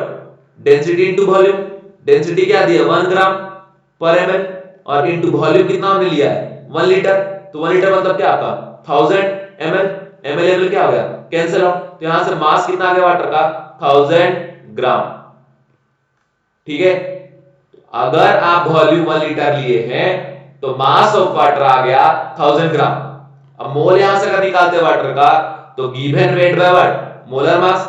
तो mole of H2O is equal to 1000 upon 18। 18 5 जा 90, और 10 और 0 100, फिर से 18 5 जा, फिर 5 और फिर 5, तो ये आएगा। तो मोल ऑफ जो वाटर है बच्चों, वो कितना आ गया? 55.55। ठीक है, 55.55 आ गया वाटर का। बहुत ही इंपॉर्टेंट है ये प्रॉब्लम। ठीक है, मोल ऑफ वाटर क्या आ गया? 55.55। अब अगर हम मोलरिटी का बात करें, तो mole of solute by volume solution, तो मोल ऑफ सॉल्यूट क्या आ रहा है? 55.55। अब वॉल्यूम वाटर आपने कितना अज्यूम किया था? 1 लीटर, तो 1 से डिवाइड करेंगे, तो मोलरिटी कितना आ गया इसका? 55.55 मोलर। तो आंसर क्या आ जाएगा इसका? सी। आपके मन में या ये आ रहा होगा, सर वॉल्यूम जो आपने अज्यूम किया है 1 लीटर अज्यूम किया है, कम अगर वॉल्यूम लेंगे तो, या ज्यादा इसे लेंगे तो मैं हर केस पे आपको चेक करके जरा बता देता हूं। देखिए, अगर वॉल्यूम बढ़ा देंगे तब भी यही आंसर आएगा, वॉल्यूम कम कर देंगे तब भी यही आंसर आएगा, कोई भी चेंजेस आने वाला नहीं है। ठीक है, देखिए जरा, सपोज वॉल्यूम हमने ले लिया, डेंसिटी तो 1 ग्राम इसका क्या है? पर ml। मान लो हमने वॉल्यूम ले लिया इसका 10 लीटर। ठीक है, तो यहां से डेंसिटी इक्वल टू क्या करेंगे? Mass by volume. तो mass equal to density into volume. तो 1 gram per ml into ml में कन्वर्ट करेंगे इसको, तो 10 इनटू क्या? 1000। ये देखो, ये जो ml है और यहां का जो ml है वो क्या हो? Cancel out. तो यहां से मास इक्वल टू कितना आ गया? 10 इनटू 1000, ऐसे लिख लो। ठीक है, मोल निकालेंगे क्या आ जाएगा? 10 इंटू 1000 और डिवाइड बाय 18, ये इसके साथ कैंसिल आउट, क्या देगा? 55.55। यहां से मोल क्या आ गया बच्चों? 10 इंटू 55.55। ठीक है, अब कंसंट्रेशन अगर निकालते हैं H2O का, मोलरिटी, तो मोल बाय वॉल्यूम, तो मोल क्या है? 10 इंटू 55.55 डिवाइड बाय 10, 10 10 कैंसिल, तो क्या बचा? 55.55 ही तो आया, वही आ रहा है, कुछ भी लो। सपोज अगर आप मान लो वॉल्यूम 10 नहीं लेके आप लिए, तो मान लो यहां पे x, x लीटर, ठीक है। तो यहां पे क्या करना पड़ता, x इंटू 1000, तो यहां पे क्या आता x इंटू 1000, तो यहां पे क्या आता x इंटू 55.55, तो यहां पे क्या आता x इंटू 55.55, तो यहां पे क्या आता x into 55.55 by part x, x से कैंसिल आउट, क्या बचता 55.5। तो कुछ भी आप लो वैल्यू यही आने वाला है, वैल्यू में कोई चेंजेस नहीं आने वाला, ठीक है। इस बात का ध्यान रखें। उम्मीद करता हूं आप समझ रहे होंगे। वीडियो फटाफट शेयर करो भाई सब लोग, क्योंकि आपकी सपोर्ट की ही जरूरत है हमें। सब्सक्राइबर देखो कितना कम है, अच्छा लग रहा है कि आपको देखने में। आपके लिए मैं बस स्टार्ट किया हूं ये, मैं बार बार बता रहा हूं। अब मेरा मकसद हो गया, मेरा जुनून हो गया है, हर गांव गांव का बच्चा पढ़ना चाहिए केमिस्ट्री, और दिक्कत नहीं जाना चाहिए उसको केमिस्ट्री, मुश्किल नहीं लगना चाहिए केमिस्ट्री, क्योंकि केमिस्ट्री बहुत ही प्यारा सब्जेक्ट है, बहुत ही मजेदार, आसान, है ना, टाइप का सब्जेक्ट है। Density of 2.05 molar solution of acetic acid in water is 1.02 gram per ml, the molarity of the solution is, ठीक है। तो देखिए इस प्रॉब्लम को दो तरीका है सॉल्व करने का। एक तो फॉर्मूला आपको याद है तो फट से सॉल्व हो जाएगा, और दूसरा है कि आप कंसेप्ट अप्लाई करिए और प्रॉब्लम को सॉल्व करिए। जो कंसेप्ट आप लगाएंगे, फॉर्मूला लगाएंगे तो फॉर्मूले से सॉल्व हो जाएगा। नॉर्मली अगर आप कंसेप्ट लगा के सॉल्व करना चाहते हैं तो कंसेप्ट लगा के भी आप सॉल्व कर सकते हैं, ठीक है। सबसे पहले जो जो दिया उसको बाहर निकालो, क्या दिया 2.05, 2.05 मोलर, ठीक है। पेन का कलर यार मजा नहीं आ रहा, कौन सा कलर बताओ, बोलो रे बुड़बक लोग। हाँ ये ठीक है, मोलरिटी इक्वल टू 2.05 मोलर, ठीक है।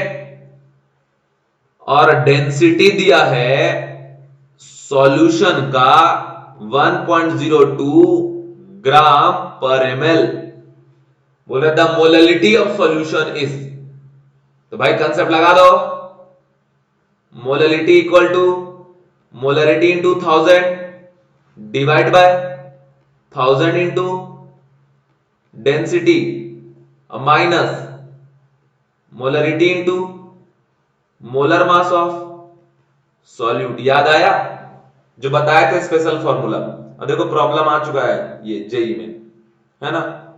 मोलरिटी इक्वल टू, मोलरिटी कितना दिया 2.05, 2.05 इंटू 1000, ठीक है, 2.05 into 1000 divide by 1000 into density, density कितना दिया है 1.02 माइनस मोलरिटी 2.05, और मास अगर निकालते हैं आप एसिटिक एसिड का CH3COOH का, तो 2 कार्बन 24, 4 हाइड्रोजन प्लस 4, 2 ऑक्सीजन 32, तो 32 4 36 एंड 24 क्या हो गया आपका, हो गया ये 60, है ना। तो इंटू करना पड़ेगा यहाँ पे 60। अब इसमें अगर आप इसको सॉल्व करते हैं, ठीक है, तो देखिए 2.05 आपका आ जाएगा 2050 डिवाइड बाय ये 1000, 1.02 क्या हो जाएगा 1020 माइनस, ये यहां से डेसिमल हट के यहां आ जाएगा, तो इसका ये जीरो खत्म, 6 5 जा 30, 0 6 2 जा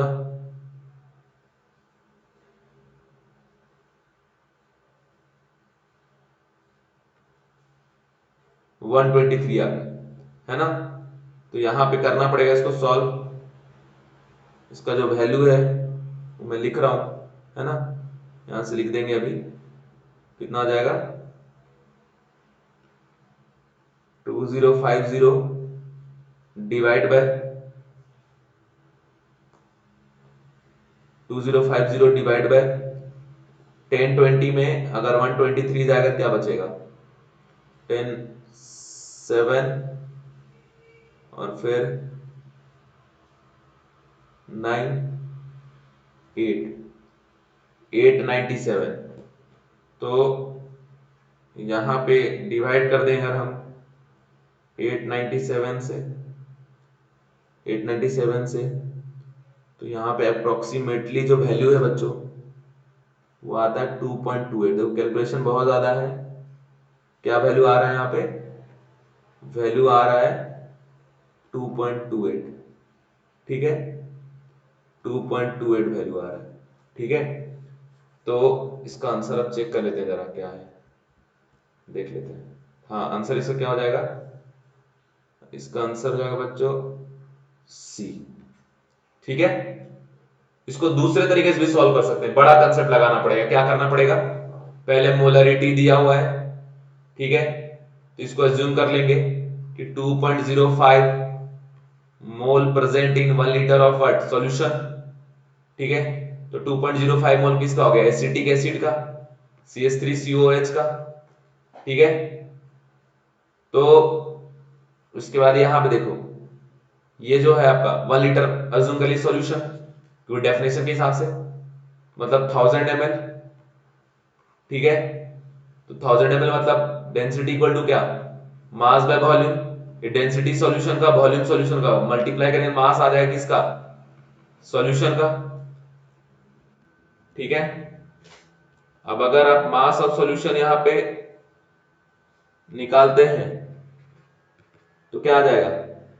1.2 इंटू 1000 तो आ जाएगा 1200। ये मास है सॉल्यूशन का। ठीक है, और जो मोल ऑफ सॉल्यूट आया था वो कितना आया है? 2.05। यहां कर सकते हैं गिवन होता है मोलर मास इक्वल टू 2.05। यहां से वेट निकल जाएगा, कितना हो जाएगा? 60 इंटू 2.005। ये जो वैल्यू आया ये सॉल्यूट का मास आया। अब mass of solvent equal to क्या हो जाएगा? Mass of solution minus solute, है ना। तो 1200 में माइनस कर देंगे, कितना हो जाएगा? ये खत्म, तो यहां पे चला जाएगा 6 5 जा 30, 6 2 जा 12।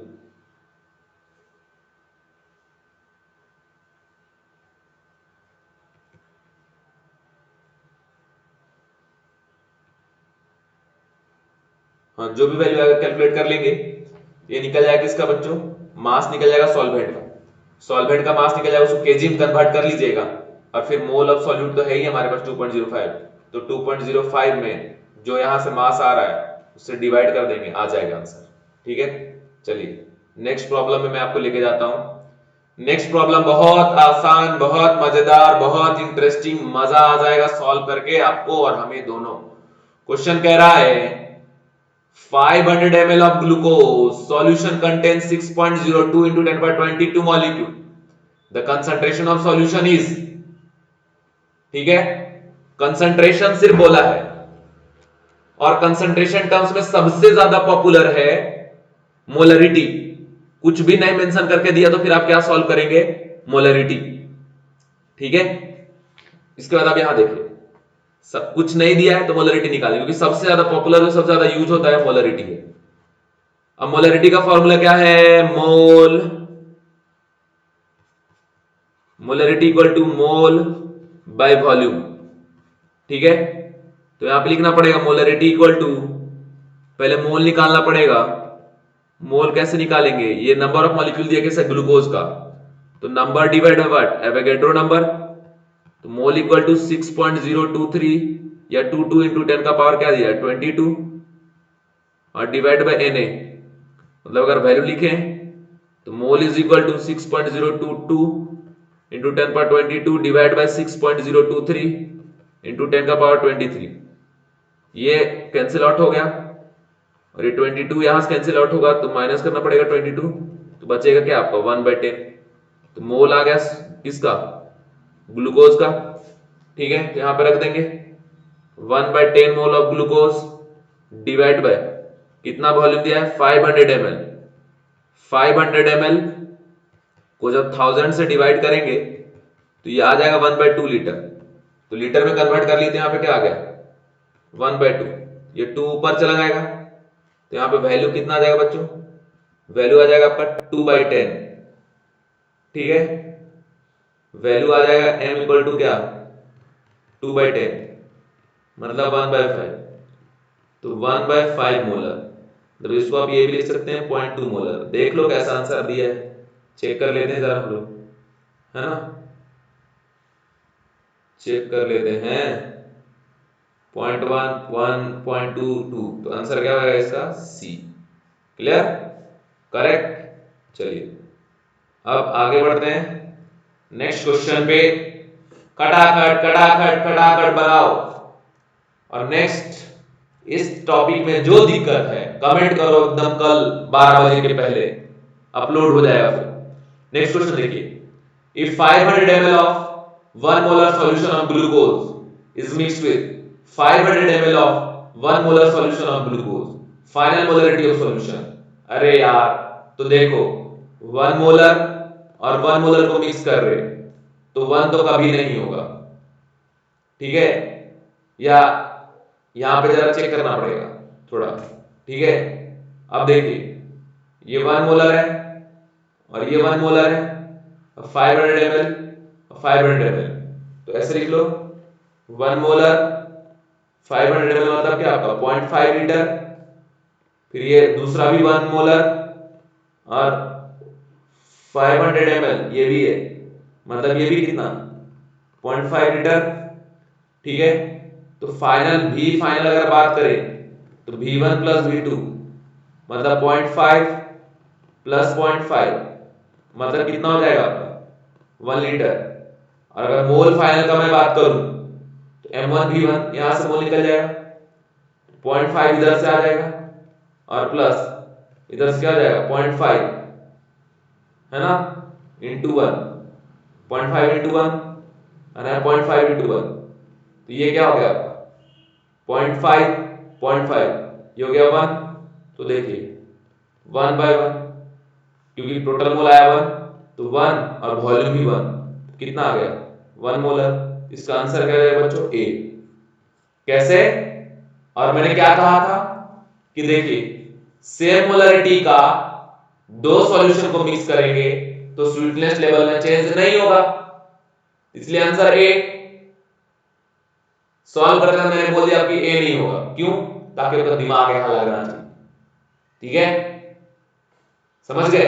अरे शुगर लिए आप और डिजोल्व करके शरबत बनाए, बॉटल से शरबत को बाहर ग्लास मान लो निकाल लिए, ठीक है, तो क्या स्वीटनेस लेवल चेंज हो जाएगा क्या, नहीं ना, तो वही चीज है, ठीक है। नेक्स्ट प्रॉब्लम में चलते हैं बच्चों, उम्मीद करता हूं आपको समझ में आ रहा होगा। ये क्वेश्चन देखिए, बहुत ही मजेदार क्वेश्चन है ये, ठीक है, इस क्वेश्चन को जरा देखो और बहुत कंसेप्ट आपका क्लियर हुआ इस क्वेश्चन से। इस क्वेश्चन में आप देखिए क्या दिया है, ध्यान से रीड करने की जरूरत है, घबराइएगा नहीं, डरिएगा नहीं। बोल रहा है 500 ml of 0.1 मोलर KCl, यहां लिख दीजिए, कंटेनर बना दीजिए पहले, ठीक है, 500 ml of 0.1 molar KCl plus 200 ml 0.01 molar NaNO3 plus 500 ml 0.1 molar AgNO3, ठीक है, समझ गए। इन सभी को हम क्या कर रहे, मिक्स कर रहे। बोल रहा है कि the molarity of K plus Ag plus Cl minus Na plus and NO3 minus, ठीक है। तो अब देखिए फिर से रिपीट कर दूं, 500 ml of 0.1 molar KCl, 200 ml of 0.01 molar NaNO3 and 500 ml of 0.1 molar AgNO3 mixed, the molarity of K plus Ag plus Cl minus Na plus and NO3 minus, the solution would be, option दिया है। अब देखिए इसको solve करेंगे हम लोग, ध्यान से गौर से देखें, बहुत इंटरेस्टिंग क्वेश्चन है। चलिए हम इसको सॉल्व करना स्टार्ट करते हैं। सबसे पहले बच्चों इन सबको जब आप मिक्स कर दिए तो टोटल वॉल्यूम सॉल्यूशन क्या हो जाएगा, 500 प्लस 200 और प्लस 500 मतलब 1200 ml, मतलब इसको लिख सकते हैं कि आपका 1.2 लीटर। ठीक है, तो जो भी यहां प्रेजेंट है सॉल्यूशन में, तीनों मिक्स करने के बाद उन सभी के लिए वॉल्यूम आप क्या लेंगे, 1.2 लीटर। ठीक है, अब देखिए यहां से अगर हम निकालते हैं मोल ऑफ KCl तो इज इक्वल टू आ जाएगा 500 मतलब क्या 0.5 लीटर इंटू 0.1, तो यह आ जाएगा 0.05 मोल ऑफ व्हाट, KCl। यहां से अगर मोल निकालते हैं किसका, NaNO3 का, तो ये 0.2 लीटर में तो 0.2 ही लीटर हो जाएगा ना, तो 0.2 इंटू 0.01 करेंगे, 0.01 तो जाएगा 0.002 मोल। अगर यहां पे आप आ जाए तो लिखेंगे mole of what, AgNO3 is equal to 0.1 into 500 मतलब 0.5 इंटू 0.1, ये भी क्या आ जाएगा 0.05। ठीक है बच्चों, बहुत इंटरेस्टिंग प्रॉब्लम है, बहुत मजा आ रहा है इस तरह के क्वेश्चन सॉल्व कर। ठीक है, अब देखिए मान लीजिए कंसंट्रेशन आपको निकालने बोला है किसका,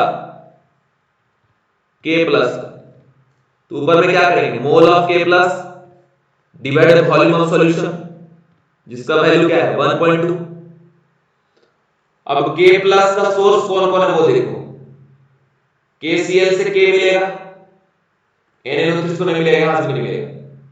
अब यहां आप देखिए 1 molecule contain how many potassium, 1, Na molecule contain Na molecule मतलब 1 मोल, तो 1 मोल KCl में 1 मोल परसेंट हुआ क्या आपका K प्लस, तो 0.05 में कितना परसेंट होगा 0.05 कौन K प्लस, तो यहां से मोल पता चलेगा किसका K प्लस का 0.05 बाय 1/2। ठीक है, जरा देख लेते हैं ऑप्शन किस टाइप से दिया है, पूरा सॉल्व करके दिया है या ऐसे दिया है। हाँ पूरा सॉल्व, तो सॉल्व करना पड़ेगा है ना, पूरा ही सॉल्व करना पड़ेगा। फिर से रिपीट करूं मैं, टोटल वॉल्यूम पहले निकाल लिए तो 1.2 लीटर आ गया है, इसके बाद इंडिविजुअल हर एक कंटेनर में जो सॉल्यूट है उसका मोल हम निकाल लिए। अब जैसे हम सबसे पहले यहाँ KCl पे गए तो KCl सोर्स है किसका, K प्लस और Cl माइनस का, 1 मॉलिक्यूल में 1 पोटासियम 1 क्लोराइड, तो 1 पे 1 तो Na पे Na मतलब व्हाट 1 मोल, 1 मोल पे कितना मोल पोटासियम, 1 मोल पोटासियम भी होगा, तो 0.05 मोल पे कितना होगा 0.05। इसको अब सॉल्व करते हैं बच्चों, ये डेसिमल हटाएंगे तो यहां से एक डेसिमल हटेगा तो ये हो जाएगा आपका 5/120। ठीक है, तो यहां से लिख सकते हैं 5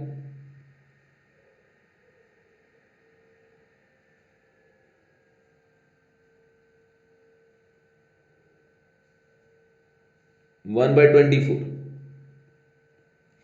ठीक है, अब यहां पे वैल्यू आ जाएगा 1/24 पे आपका क्या आ जाएगा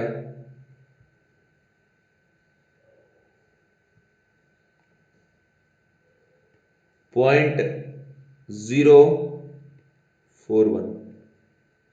ठीक है, तो ये सॉल्व हो गया, K प्लस निकल गया। अब हम लोग निकालते हैं, देखिए क्या बोला है प्रॉब्लम में, Cl माइनस, तो Cl माइनस का सोर्स ये AgNO3 तो है नहीं, ठीक है, और NaNO3 भी नहीं है और AgNO3 भी नहीं है, सिर्फ कौन है KCl। अब देखिए एक पे एक क्लोराइड, Na पे Na है ना, तो 1 मोल पे कितना होगा 1 मोल, तो 0.05 पे कितना 0.05, तो यहां भी मोल ऑफ Cl माइनस कितना आ गया 0.05 डिवाइड बाय वॉल्यूम 1.2, इसको सॉल्व करेंगे तो कितना आएगा 0.041। सेम यहां वाला टर्म ही आ रहा है ना, इस वजह से तो Cl माइनस का आ चुका है और आपका K प्लस का भी आ गया। अब हम लोग निकालते हैं Na प्लस का कंसंट्रेशन ऑफ Na प्लस, इसका भी मोल ऑफ Na प्लस है ना, तो NaNO3 का मोल कितना आया बच्चों 0.02, ठीक है, NaNO3 का मोल आया है 0.02, क्लियर। अब वॉल्यूम टोटल 1.2 लीटर है, सभी के लिए नेट वॉल्यूम तो सेम, क्योंकि सब तो एक ही कंटेनर में है ना। जैसे मान लो एक कंटेनर आपने लिया, आपने उसमें ग्लूकोज घोल दिया, शुगर घोल दिया, सॉल्ट घोल दिया, तो सबको तो एक ही कंटेनर में आपने घोल रहा है, तो वही चीज है कि कंसंट्रेशन ऑफ Na प्लस क्या होगा mole of Na plus divide by volume of what solution. अब अगर मैं Na प्लस का बात करूं तो देखिए NaNO3 सोर्स है किसका Na प्लस और NO3 माइनस का, तो एक पे एक Na प्लस, तो Na पे कितना Na मतलब 1 मोल, एवोगैड्रो नंबर का मतलब 1 मोल होता है, तो 1 मोल पे 1 मोल Na प्लस, क्लियर। तो 1 मोल Na प्लस में 1 मोल NaNO3 में 1 मोल Na प्लस, तो 0.02 मोल में कितना होगा 0.002 में 0.002 और डिवाइड बाय 1.2, ठीक है। ये डेसिमल अगर हटाएंगे तो यहाँ पे 10 पावर -3 और यहाँ पे 10 का पावर क्या आपका -1, ये ऊपर चला गया तो ये 6 10/6 3/5 इंटू 10 का पावर क्या 5/3 इंटू 10 का पावर क्या -3, 5/3 का वैल्यू अगर आप निकालेंगे तो 1.66 है ना, और ये हो जाएगा आपका 10 का पावर -3 मतलब 0.00166, ये वैल्यू आ गया किसका, ये वैल्यू आ गया आपका Na प्लस का। अब देखिए हम निकालेंगे किसका NO3 का, तो NO3 का दो सोर्स है, NO3 का दो सोर्स है,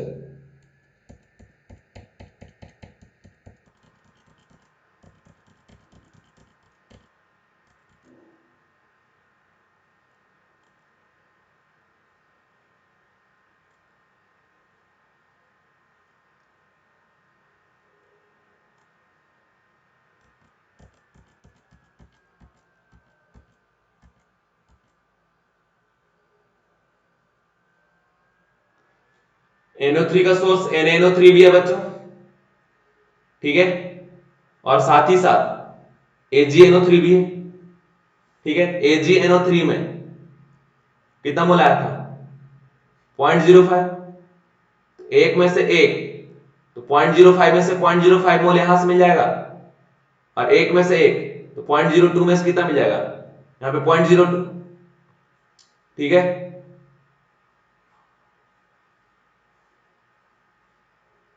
अगर यहां निकालते हैं आप कि मोल ऑफ NO3 माइनस 0.05 और प्लस 0.002, मतलब ये हो जाएगा 0.052, ठीक है। अब इसका कंसंट्रेशन अगर आप निकालते हैं NO3 माइनस का, तो मोल बाय वॉल्यूम 0.052 डिवाइड बाय 1.2, ठीक है। अगर इसको सॉल्व करते हैं कैलकुलेट करना पड़ेगा, ठीक है, 0.052 डिवाइड बाय 1.2, तो ये आ गया आपका 0.0433, ठीक है। लास्ट है बच्चों कंसंट्रेशन ऑफ किसका निकालना पड़ेगा Ag प्लस का,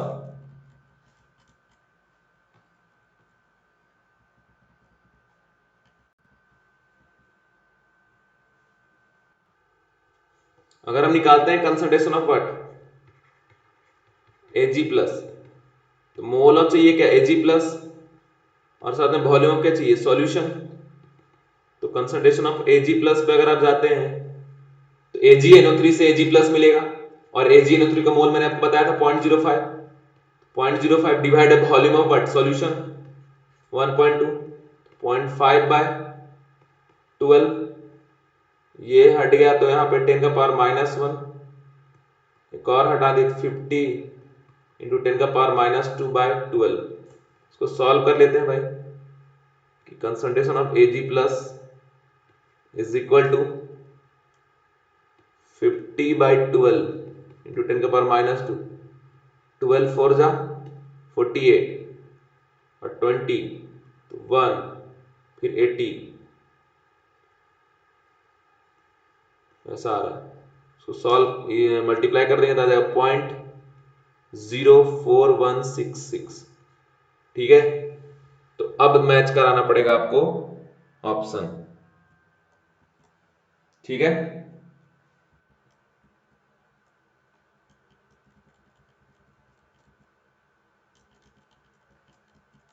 सारे ऑप्शन लाके इधर लिखना पड़ेगा पहले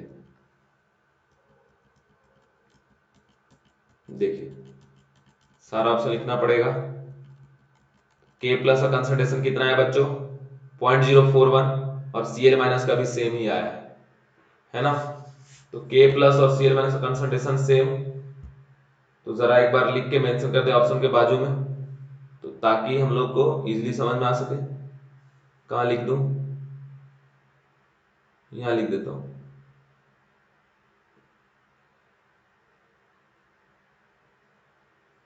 K प्लस Cl माइनस 0.041 और ये 0.041 ठीक है।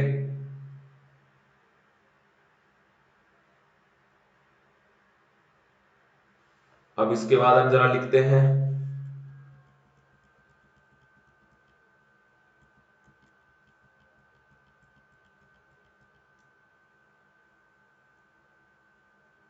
NO3 माइनस का 0.0437 है ना।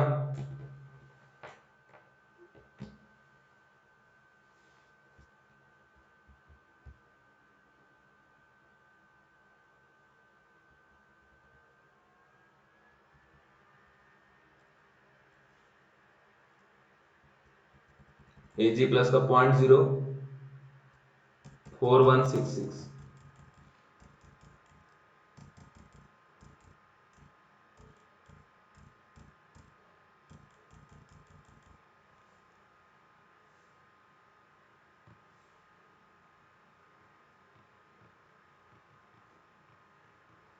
0.04166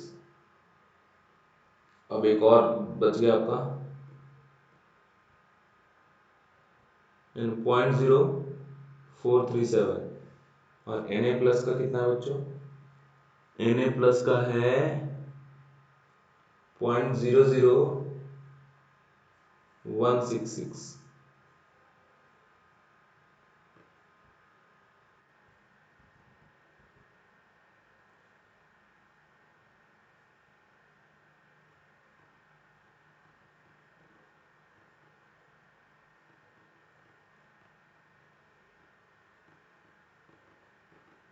एक NO3 माइनस का लिखना है यार बहुत बड़ा प्रॉब्लम था ये तो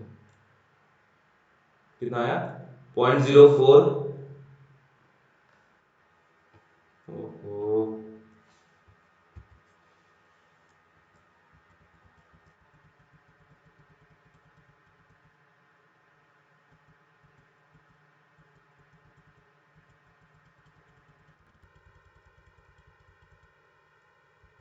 0.0437 ठीक है। ये आया 0.0437 कितना आया इसका 0.0437 अब देखिए मैच कराते हैं K प्लस फर्स्ट ऑप्शन है 0.04 में मैच कर रहा है Ag प्लस 0.04 Ag प्लस का 0.04 ये भी मैच कर रहा मान लो Na प्लस का 0.002 Na प्लस का 0.001 गड़बड़ है मैच नहीं कर रहा ठीक है। 0.002, मतलब राउंड ऑफ कर देंगे तो ये भी हो जाएगा 0.002। 6 हटा देंगे तो यहाँ पे 7 हो जाएगा, 7 हटाएंगे तो 2। ये भी मैच कर रहा है, मान लो Cl माइनस भी 0.04, ये मैच कर रहा है, राउंडिंग ऑफ करके दिया है। और NO3 माइनस, अरे वो राउंड ऑफ पढ़े हो ना सिग्निफिकेंट फिगर में, कि जब वैल्यू 5 से बड़ा हो और हटाते हैं तो जो प्रीसीडिंग डिजिट होता है उसमें 1 यूनिट का चेंज करते हैं। 5 से छोटा हो और अगर आप हटाते हैं तो प्रीसीडिंग डिजिट में कोई चेंजेस नहीं होता। ठीक है, मतलब इस पॉइंट जीरो जो है आपका, क्या 0.0 जो 41 है, इसको राउंड ऑफ करके क्या लिख सकते हैं 0.04, क्योंकि 1 हटाएंगे कोई चेंज नहीं। यहाँ भी 0.0 क्या हो सकता है 4, यहाँ 6 हटाएंगे तो ये 7 हो जाएगा क्योंकि 5 से बड़ा है। फिर ये 7 हटाएंगे तो ये 2 हो जाएगा, बट ये 2 हटाएंगे तो ये 4 का 4 ही रह जाता, 0.04। ठीक है, NO3 में Na प्लस में 6 हटाएंगे तो ये 7, 7 हटाएंगे तो ये 2, तो ये हो जाएगा आपका 0.002। और ये फिर 7 हटाएंगे तो ये 4, 4 हटाएंगे तो कुछ भी नहीं, सिर्फ रहेगा कि आपका 0.04। ठीक है, 0.042, एक मिनट, 0.042 नहीं,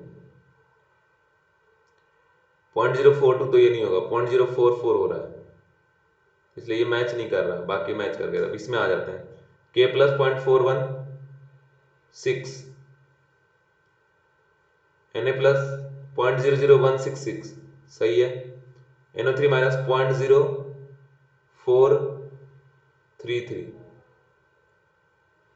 Ag प्लस 0.05, गड़बड़। Na प्लस 0.25, गड़बड़ गड़बड़ गड़बड़, आंसर हो गया इसका बी। ठीक है, बहुत बड़ा प्रॉब्लम था यार ये, तो इसलिए इसको सॉल्व करने में टाइम लग गया। सॉल्व करने में तो टाइम लगा, ऑप्शन मैच कराने में बहुत टाइम लग गया। चलिए, बहुत सारा कंसेप्ट था लेकिन इस प्रॉब्लम में। नेक्स्ट क्वेश्चन देखिए, ये बहुत ही आसान प्रॉब्लम है। बोल रहा है a solution of FeCl3 is m/30, its molarity of for Cl minus ion will be। ठीक है, a solution of FeCl3 is m/30, its molarity for Cl minus ion will be। ठीक है, बहुत आसान प्रॉब्लम, फट से सॉल्व हो जाएगा। m/30 दिया हुआ है, मोलरिटी मतलब क्या दिया, 1/30 मोलर। तो वॉल्यूम यहां पे इसका मीनिंग क्या होगा कि 1/30 मोल ऑफ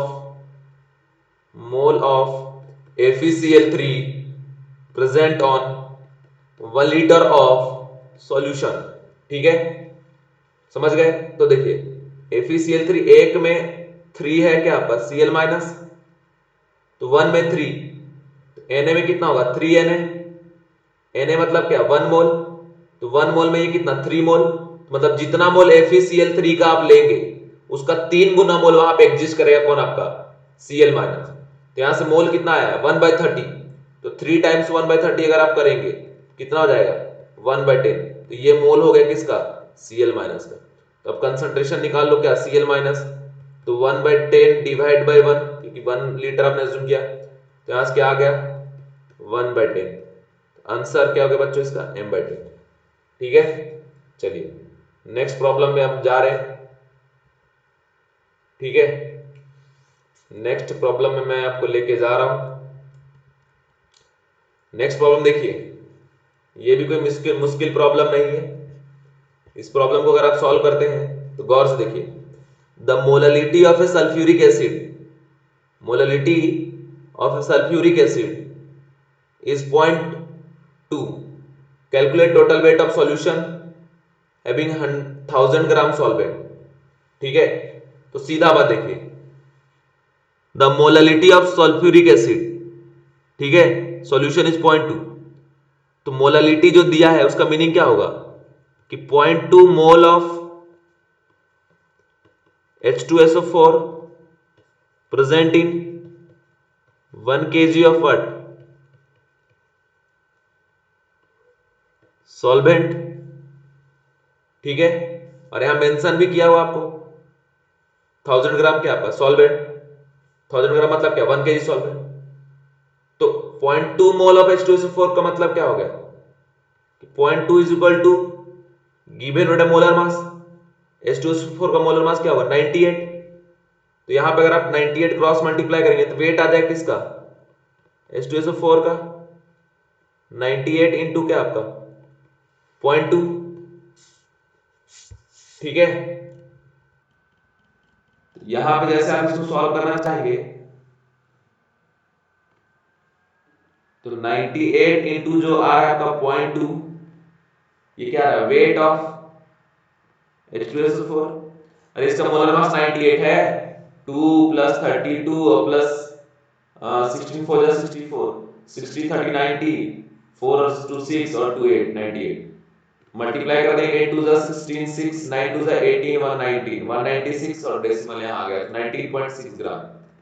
ऑलरेडी सॉल्वेंट अगर वेट ऑफ निकाल रहे हैं सॉल्यूशन तो क्या होगा weight of solvent plus wait of solute. ठीक है, तो सॉल्वेंट का वेट कितना है 1000 ग्राम और प्लस ये कितना है 19.6, तो ये आ जाएगा 1019.6 ग्राम। ठीक है, 1019.6 ग्राम, ऑप्शन डी। ठीक है बच्चों, नेक्स्ट प्रॉब्लम पे आपको लेके जा रहा हूं मैं। नेक्स्ट प्रॉब्लम देखते हैं क्या है। नेक्स्ट प्रॉब्लम देखिए, नेक्स्ट प्रॉब्लम है what volume of 0.8 molar solution contain 100 millimole of solute. ठीक है, इस प्रॉब्लम में यहां स्पेस है तो ऊपर ही सॉल्व कर देता हूं, कोई दिक्कत नहीं है। What volume of 0.8 molar solution, तो मोलरिटी इक्वल टू क्या दे दिया 0.8 मोलर। ठीक है, अब वॉल्यूम पूछ रहा है तो ये दिया है mole of solute equal to 100 milli moles. इस मिली को मोल में कन्वर्ट करने के लिए मिली का वैल्यू क्या होता है 10 पावर -3। पुट कर दो यहां पे 100 इंटू 10 का पावर -3 मोल।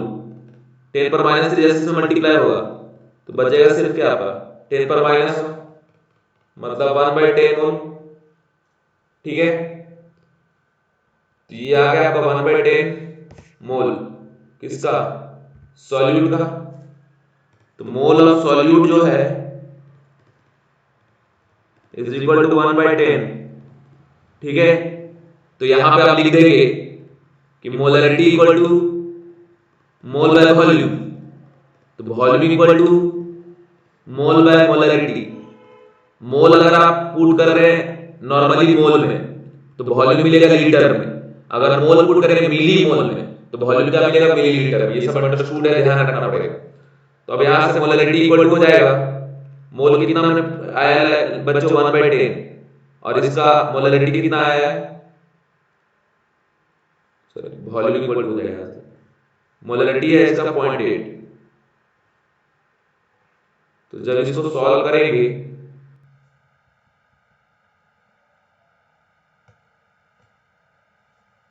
तो वॉल्यूम हो जाएगा ये 0.8 ऊपर चला जाएगा मतलब 1/0.8 इंटू 10, ये इसके पास चला जाएगा यहाँ पे, तो ये हो गया आपका ऊपर चला गया ऊपर ये, तो 10/8 इंटू 10, 10 10 कैंसिल आउट, तो ये आ गया कितना 1/8 लीटर। अब अगर इस 1/8 लीटर को आप ml में कन्वर्ट करते हैं तो क्या करना पड़ेगा 1/8 इंटू 1000 ml, क्योंकि ऑप्शन सारे ml में है। 8 से अगर डिवाइड करेंगे 8 1 जा फिर यहां से 2 निकलेगा 20, 8 2 जा 16, 4 8 5 जा 125 ml। तो आंसर जो है इसका है बच्चों, आंसर हो जाएगा इसका बी। ठीक है, 125 ml। क्लियर, चलिए नेक्स्ट प्रॉब्लम में आपको लेके जाता हूं मैं। ठीक है, ध्यान से देखिए। नेक्स्ट प्रॉब्लम देखिए, बोल रहा है calculate molarity and normality of a solution containing 0.5 gram of NaOH dissolve in 500 ml of solution. ठीक है, calculate molarity and normality of a solution containing 0.5 gram of NaOH dissolve in 500 gram of solution. तो clear बात है, पहले इसका molarity का अगर बात करते हैं तो क्या हो जाएगा, mole by volume, mole by volume, mole of solute by volume of solution in what, litre. तो इसमें डिसॉल्व कर रहे हैं 500 में, मतलब 1/2 लीटर में, ठीक है। और 0.5 ग्राम NaOH है, तो NaOH सॉल्यूट है, इसका molar mass 23 plus 1 plus 16, 24 plus 16 क्या हो जाएगा 40 ग्राम। तो मोल क्या होता है, गिवन होता है मोलर मास, तो 0.5/40, ठीक है। ये एक और डेसिमल नीचे आ गया 10, तो ये हो गया आपका 5/40 इंटू 10, ठीक है, ये मोल निकल गया। अब मोलरिटी अगर इसका हम निकालते हैं तो 5/40 इंटू 10 ये मोल है, और वॉल्यूम इसका कितना है 0.5 लीटर, है ना। तो यहां से इसको आप लिख सकते हैं, क्या लिख सकते हैं, molarity equal to 5/40 into 10 into 0.5, ये डेसिमल ऊपर चला गया तो हो गया ये 10, 5 कैंसिल आउट हो गया, 10 कैंसिल आउट हो गया। अब यहां से मोलरिटी इक्वल टू हो गया क्या 1/40, ठीक है। इसको ऐसे लिख सकते हैं 100 इंटू 10 का पावर -2/40, मतलब 100 से मल्टीप्लाई भी कर दिए और 100 से डिवाइड भी कर दिए हमने यहाँ पे, ठीक है। तो 100 से मल्टीप्लाई 100 से डिवाइड कर दिए, 42 जा 80, है ना। और फिर वहां पे 20 बच गया, फिर वहां पे हो जाएगा 200, 4 5 जा तो 5 जा 2.5 वहां पे आ गया। अभी आ जाएगा आपका 0.025 मोलर। तो molarity of solution is equal to what 0.025 molar. तो यहाँ पे कंडीशन आप देखिए कौन सा ऑप्शन मैच कर रहा है, 0.025 ऑप्शन बी, आंसर क्या हो गया इसका बी, ठीक है। समझ गए क्या, तो ऐसे जाके प्रॉब्लम को सॉल्व करना है।